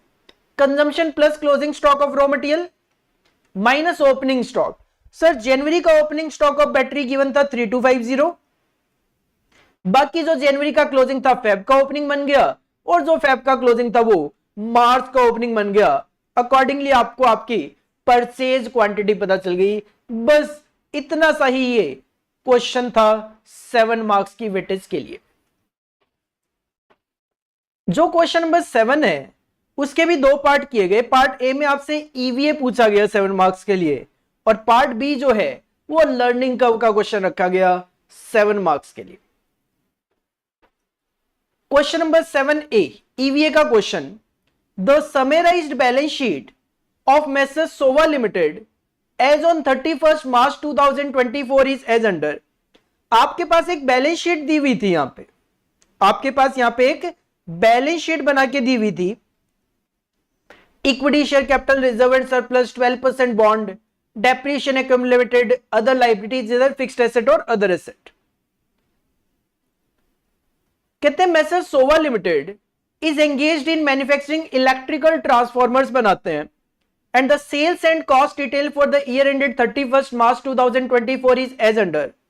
सेलिंग प्राइस है 5000 का, पीवी रेशियो है 20%, तो 5000 का 20% 1000 रुपए का आपका कंट्रीब्यूशन पर यूनिट है। मार्जिन ऑफ सेफ्टी रेशियो है 60%। अगर मार्जिन ऑफ सेफ्टी 60% है तो 40% आपका ब्रेक इवन पॉइंट है। जस्ट एनालाइज करा रहा हूं फिलहाल तो मैं। फिक्स्ड कॉस्ट पर एनम जो है वो 25 लाख रुपए की है, ठीक है, क्योंकि मार्जिन ऑफ सेफ्टी का जो फॉर्मूला है वो प्रॉफिट अपॉन में पीवी रेशियो भी होता है। टैक्स का रेट है 30%, risk free rate of return है 8%, मार्केट का रेट ऑफ रिटर्न है 17%, बीटा फैक्टर आपका 1.1 और डेट इक्विटी का रेशियो आपका 1:4। तो sir risk free rate of return, market rate of return और beta factor, RF plus beta into RM minus RF करके आप यहां से इजीली अपना के का रेट कैलकुलेट कर सकते हो। क्वेश्चन की डिमांड थी ईवीए। ईवीए का फॉर्मूला होता है net operating profit after tax minus bracket में कैपिटल एम्प्लॉयड मल्टीप्लाई बाई डब्ल्यूएसीसी। इसके लिए आपको सबसे पहले net operating profit after tax की जरूरत पड़ने वाली है, जो कि आप इजीली कैलकुलेट कर सकते हो, क्योंकि हमारे पास यहां पे सेलिंग प्राइस गिवन है, मार्जिन ऑफ सेफ्टी गिवन है, पीवी रेशियो गिवन है। तो सर ईवीए का फॉर्मूला होता है net operating profit after tax minus capital employed into WACC. सबसे पहले अगर मैं बात करूं तो यहां पे मैंने ब्रेक इवन पॉइंट का फॉर्मूला अप्लाई किया। ब्रेक इवन पॉइंट का फॉर्मूला होता है fixed cost divide bye PV ratio, जिसमें फिक्स्ड कॉस्ट गिवन थी 25 लाख और पीवी रेशियो गिवन था 20% का। तो 1,25,00,000 रुपए आपका ब्रेक इवन पॉइंट आ गया। जैसे ही ब्रेक इवन पॉइंट आया और मार्जिन ऑफ सेफ्टी अगर 60 था तो ब्रेक इवन 40 था, तो सर 1,25,00,000 40% को इंडिकेट करेंगे, तो टोटल सेल्स आपकी 3,12,50,000 है। बस बात बन गई, क्योंकि ऑपरेटिंग प्रॉफिट क्या होता है सर, सेल को अगर पीवी रेशियो से मल्टीप्लाई करोगे कंट्रीब्यूशन आ जाएगा, और कंट्रीब्यूशन में से फिक्स्ड कॉस्ट माइनस करते ही आपको आपका ऑपरेटिंग प्रॉफिट पता चल जाएगा। सेल थी 3,12,50,000, पीवी रेशियो था क्वेश्चन में 20% का, आपको आपका कंट्रीब्यूशन मिल गया, माइनस फिक्स्ड कॉस्ट थी 25 लाख की, आपको आपका ऑपरेटिंग प्रॉफिट 37,50,000 पता चल गया।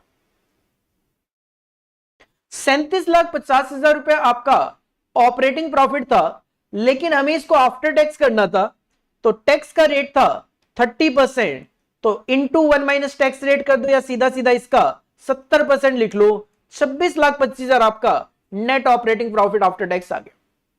Minus capital employed. Sir capital employed की अगर आप बात करोगे तो कैपिटल एम्प्लॉयड आप यहां से देख सकते हो, कैपिटल एम्प्लॉयड आप यहां से देख सकते हो, equity share capital 25 lakh, 15 lakh reserve and surplus और 12% बॉन्ड 10 लाख रुपए के, ये तो 50 लाख रुपए, 50 लाख रुपए जो है वो आपका यहां पे कैपिटल एम्प्लॉयड आ रहा था। और आपको डब्ल्यूएसीसी तो कैलकुलेट करना पड़ेगा, जिसके लिए सबसे पहले मैंने के निकाल दिया, RF plus beta into RF minus RF करके। आरएफ गिवन था 8% प्लस बीटा था 1.1 इंटू आरएम था 17 माइनस आरएफ 8। इसको सॉल्व किया तो ये आ गया 17.9%, के आ गया 17.9%।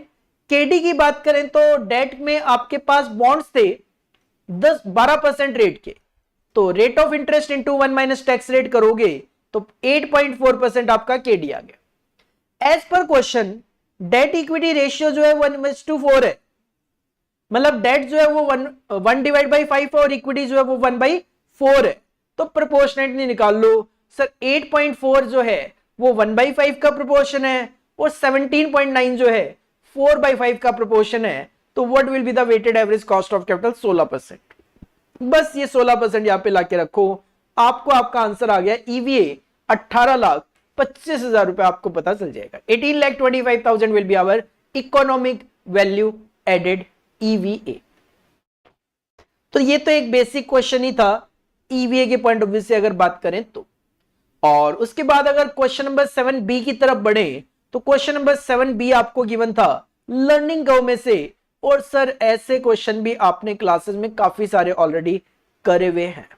क्वेश्चन नंबर 7B, जिमान limited a manufacturing company has 10 direct workers, 10 workers हैं, who work for 25 days a month of 8 hours per day, तो 2000 घंटे हो गए, लेकिन the estimated downtime is 25% of the total available time, तो 2000 का 25% तो वेस्ट है, 1500 घंटे इफेक्टिवली बचते हैं। The company makes gift items and the company has received an order of 30 units from a customer, company को 30 यूनिट का एक ऑर्डर रिसीव हुआ है, and the first unit of the gift item required 40 direct labour hours to manufacture, और पहली unit को बनाने के लिए 40 घंटे लग रहे। The company expect 90% learning curve for this type of work, और 90% का इंडेक्स होता है -0.152, and the company uses standard absorption costing and cost data is as under.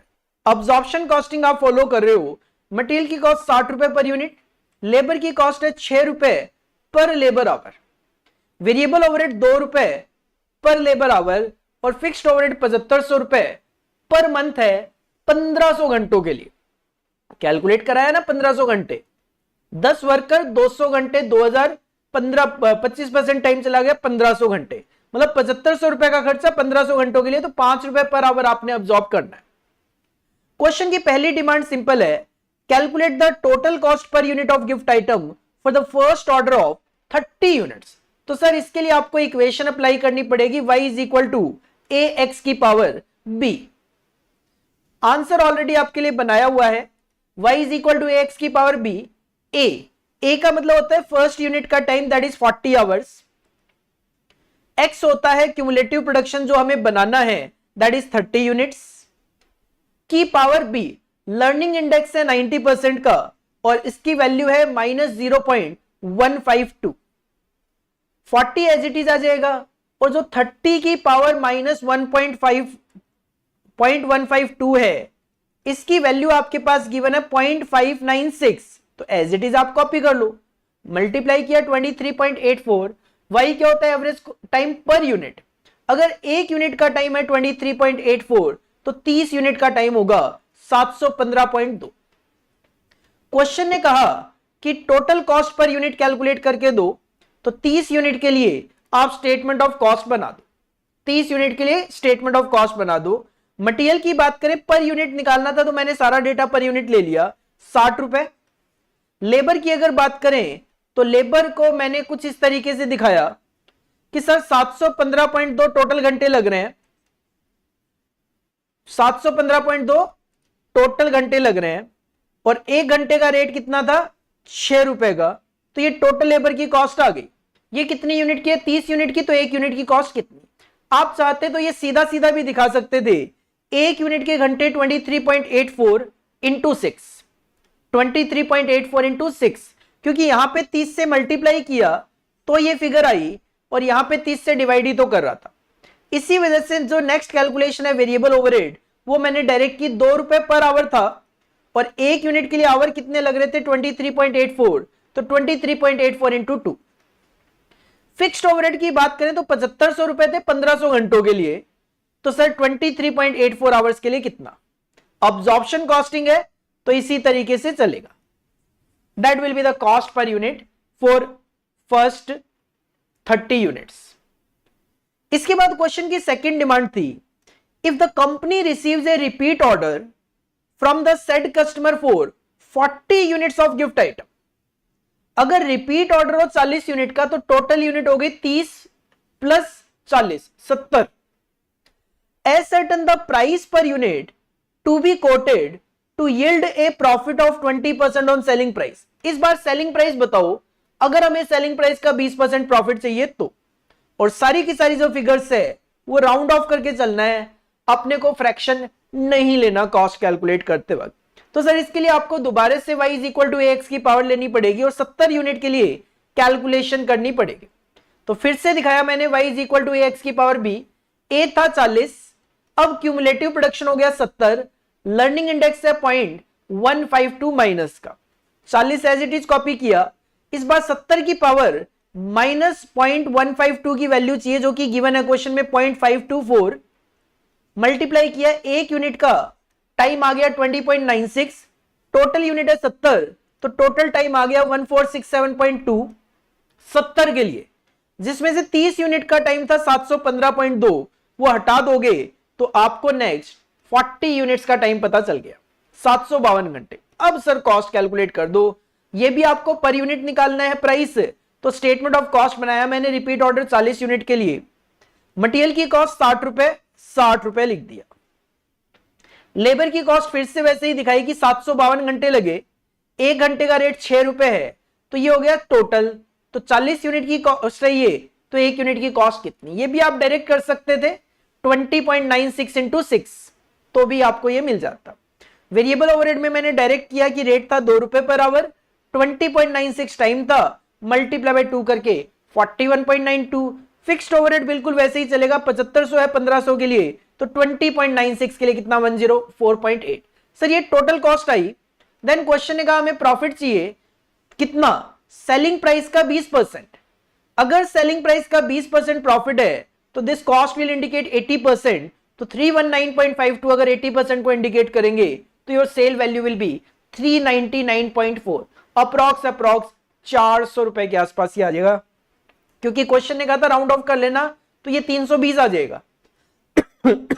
आप यहां पे भी राउंड ऑफ कर सकते थे, इस 20.96 को 21 ले सकते थे, तो 21 के हिसाब से भी आप सारी कैलकुलेशन कर सकते थे। तो 21 इंटू 6 करते ही 126 आता, 21 करते अगर इसको तो 21 इंटू 6 तो ये आता। ठीक है, तो उससे क्या है, फिगर्स में आपको डिफरेंसेस देखने को मिलेंगे, तो इस चीज का थोड़ा सा ध्यान रखना।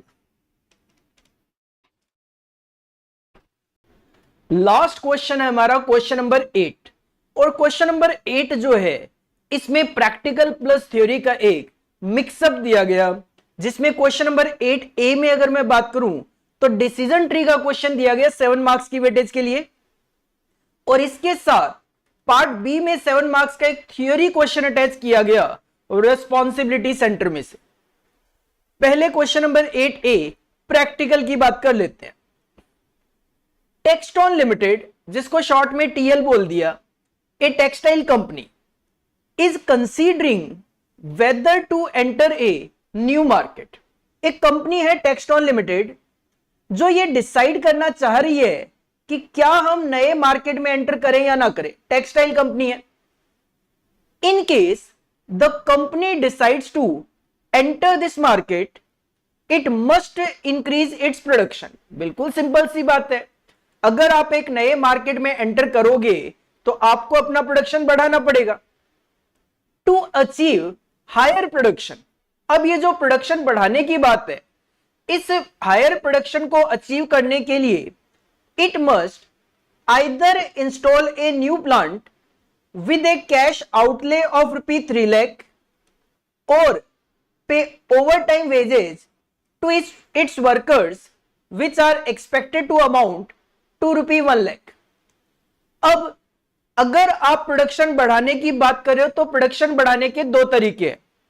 सर, या तो एक नया प्लांट लगा लो, 3 लाख रुपए का खर्चा होगा, या फिर ओवर टाइम करवा लेना, 1 लाख रुपए का खर्चा होगा। सिंपल अगर मैं बात करूं डिसीजन ट्री की, तो सर डिसीजन ट्री तो स्टार्टिंग में ही बनाना आप शुरू कर सकते हो। सबसे पहले तो कंपनी कंसीडर कर रही है कि नए मार्केट में एंटर करें, तो बात यही है सर, या तो नए मार्केट में एंटर करोगे या नहीं करोगे। तो सबसे पहले मैंने दो सिचुएशन क्रिएट कर दी, या तो आप मार्केट में एंटर करोगे या मार्केट में एंटर नहीं करोगे। देखो, मार्केट में एंटर नहीं करोगे तो कुछ नहीं आना, जीरो है, सिंपल सी बात है। मार्केट में एंट्री नहीं करोगे, कहानी खत्म। लेकिन अगर आप मार्केट में एंटर करोगे तो क्वेश्चन है का प्रोडक्शन बढ़ाना पड़ेगा। प्रोडक्शन बढ़ाने के दो तरीके हैं, या तो प्लांट लगाओ 3 लाख रुपए लगाकर, या फिर ओवर टाइम कराना 1 लाख रुपए लगाकर। ठीक है sir. If the company decides to enter the market, company अगर डिसाइड करती है कि भी हम एंटर करेंगे, there is a 60% chance of its share holders approving the installation of the new plant. तो ये जो प्लांट इंस्टॉल की बात चल रही है, इसको शेयर होल्डर अप्रूव करेंगे, इसके चांसेस है 60%। तो सिंपल सी बात है, 40% चांसेस है कि अप्रूवल नहीं मिलेगा। तो प्लांट जो इंस्टॉलेशन है, इसकी अप्रूवल शेयर होल्डर से मिलेगी, चांसेस है 0.6, 60%। तो अप्रूवल नहीं मिलेगी 40%। सर अप्रूवल नहीं मिलेगी तो सिंपल सी बात है, प्रोडक्शन नहीं होगा, प्रोडक्शन नहीं होगा तो कुछ नहीं आना, zero zero. A random sample of current market structure reveals that there are 40% chances for achieving a high level of sales by the company। 40% chances है कि हाई सेल जनरेट होगी, 30% chances of achieving a medium level of sale, 30% chances है कि medium sales होगी, और 20% chances है कि लो sales होगी, और 10% चांसेस जो बच गए वो है कि सेल जनरेट ही नहीं, मतलब सेल अचीव ही नहीं होगी। मतलब 4 सिचुएशन है, हाई सेल्स, मीडियम सेल्स, लो सेल्स या नो सेल्स। तो सर सिंपल सी बात है, अगर शेयर होल्डर अप्रूव कर देंगे प्लांट लगाने का, तो चांसेस है कि हाई सेल होगी 40%, मीडियम सेल होगी 30%, लो सेल होगी 20% और सेल नहीं होगी 10% चांसेस है। Further a high level of sales will yield a profit of 10 lakh. अगर सेल्स हुई ज्यादा तो प्रॉफिट 10 लाख का होगा, अगर मीडियम लेवल ऑफ सेल्स हुई तो प्रॉफिट 6 लाख का होगा, अगर सेल्स लेवल लो हुआ तो प्रॉफिट 2 लाख का होगा, और अगर सेल्स नहीं हुई तो नुकसान होगा 5 लाख का, apart from the cost of equipment. Equipment की कॉस्ट के अलावा 5 लाख का नुकसान होगा। तो सर सिंपल सी बात है, हाई सेल्स होगी तो 10 लाख का प्रॉफिट, मीडियम सेल्स पे 6 लाख, लो सेल्स पे 2 लाख, और नहीं होगी सेल तो 5 लाख का नुकसान। तो आप एवरेज निकालने के लिए 10 लाख इन 2.4 प्लस 6 लाख इन 2.3, 2 लाख इन 2.2 और माइनस 5 लाख इन 2.10 करोगे तो आपको नेट यहां पे 5,70,000 रुपए का प्रॉफिट आ रहा है। 5,70,000 रुपए का प्रॉफिट आ रहा है। अब ओवर टाइम की सिचुएशन में आ जाओ। सर ओवर टाइम अगर आप करते हो तो अप्रूवल का तो कोई इश्यू है ही नहीं, तो सीधी सी बात है, अगर आप ओवर टाइम करवाते हो तो यही 4 सिचुएशन फिर से ले लो। सेल हाई भी हो सकती है, मीडियम भी हो सकती है, लो भी हो सकती है, नो सेल्स भी हो सकती है। सेम चांसेस लेने हैं, सेम प्रॉफिट लेना है, तो यहां पे भी ये 5,70,000 रुपए का ही आपको प्रॉफिट आएगा। ये तो बात हुई डिसीजन ट्री की, क्योंकि क्वेश्चन की डिमांड यही थी, represent the above problem in the form of a decision tree. लेकिन साथ में क्वेश्चन ने कहा suggest the option that should be selected by the company. Sir कौन सा ऑप्शन अडॉप्ट करना है? देखो मार्केट में एंटर तो करो, क्यों फायदा दिख रहा है। बात आती है प्लांट इंस्टॉल करो या ओवर टाइम। तो सर अगर प्लांट इंस्टॉल करें तो भी 5,70,000 का प्रॉफिट है, ओवर टाइम करें तो भी 5,70,000 का प्रॉफिट है, लेकिन खर्चे तो अलग अलग है। तो आपको क्या करना पड़ेगा, अगर आप प्लांट इंस्टॉल करोगे तो ये 5,70,000 का प्रॉफिट होगा, इसकी प्रोबेबिलिटी केवल 60% है। क्यों? शेयर होल्डर अप्रूव करेंगे तो ये प्रॉफिट होगा। 40% चांसेस है कि जीरो प्रॉफिट होगा, 40% चांसेस है कि जीरो प्रॉफिट होगा, वो लिखने की जरूरत नहीं है। अकॉर्डिंगली अगर अप्रूवल होगा तभी तो ये 3 लाख रुपए का खर्चा होगा, मतलब ये 3 लाख खर्च होने के भी 60% चांसेस है, 3 लाख खर्च होने के भी 60% चांसेस है। तो नेट कहीं ना कहीं आपको प्रॉफिट कितना होगा, 1,62,000 का। जबकि ओवर टाइम में ऐसी कोई प्रोबेबिलिटी नहीं है। सर ओवर टाइम कराओगे तो 1 लाख का खर्च होगा और 570 का प्रॉफिट होगा, इसके लिए कोई प्रोबेबिलिटी वगैरह नहीं है 60-40 वाली। तो सिंपल 4,70,000 रुपए का आपको प्रॉफिट होगा। तो ऑफकोर्स ओवर टाइम के लिए जाओ। क्यों? क्योंकि इस सिचुएशन में आपको नेट प्रॉफिट ज्यादा देखने को मिलेगा, ज्यादा देखने को मिलेगा। तो ये क्वेश्चन था डिसीजन ट्री में से, जिसको स्टेप वाइज आप करते जाओ। हाँ, इसके लिए आपका डिसीजन ट्री टॉपिक पढ़ा हुआ होना जरूरी है, अदरवाइज आप अंडरस्टैंड नहीं कर पाओगे। और इसके बाद लास्ट जो क्वेश्चन था 8B का, what do you mean by responsibility centre, explain in brief the various types of responsibility centre. Sir 7 marks की वेटेज का क्वेश्चन। वैसे तो मैं कहूंगा ऑलरेडी मैं बता चुका हूं, आपको क्वेश्चन नंबर 8 तक आने की जरूरत ही नहीं है। क्यों? क्योंकि आपको क्वेश्चन नंबर 7, 6, 5, 4 और 3, सर 5 क्वेश्चन अपने को अटेम्प्ट करने थे। 3, 4, 5, 6, 7, 500 आपको प्रैक्टिकल मिल गए। 14 इंटू 5 70 मार्क्स के। तो ना तो मुझे सेकंड क्वेश्चन थियोरेटिकल अटेम्प्ट करने की जरूरत है, ना ही मुझे क्वेश्चन नंबर 8 थियोरेटिकल अटेम्प्ट करने की जरूरत है, अगर मैं सिलेबस में कुछ छोड़ के नहीं गया तो सर इसका आंसर की अगर मैं बात करूं थियोरेटिकल है, आप अपने स्टडी मटेरियल के पेज नंबर 498 पे जाकर देख सकते हो। वहां पे रिस्पॉन्सिबिलिटी सेंटर का मीनिंग और टाइप्स दोनों आपको मिल जाएंगे। आपके स्टडी मटेरियल के पेजेस है ये, आपके स्टडी मटेरियल के पेजेस मैंने यहां पे बताए। तो ये आपका एग्जाम का पेपर था जून 2024 का, मैनेजमेंट अकाउंटिंग का, जिसमें सिंपली अगर मैं बात करूं प्रैक्टिकल पोर्शन ही ज्यादा था। एमसीक्यू के सॉल्यूशन में आपको ऑलरेडी बता ही चुका था उसी दिन जिस दिन पेपर हुआ था, और आज की क्लास में हमने डिस्कस किया full fledge descriptive paper. 70 marks का प्रैक्टिकल आप पीछे अटेम्प्ट कर पा रहे हो, और एमसीक्यू में भी मैंने आपको जब बताया था तो एनालाइज करके बताया था कि यहां पे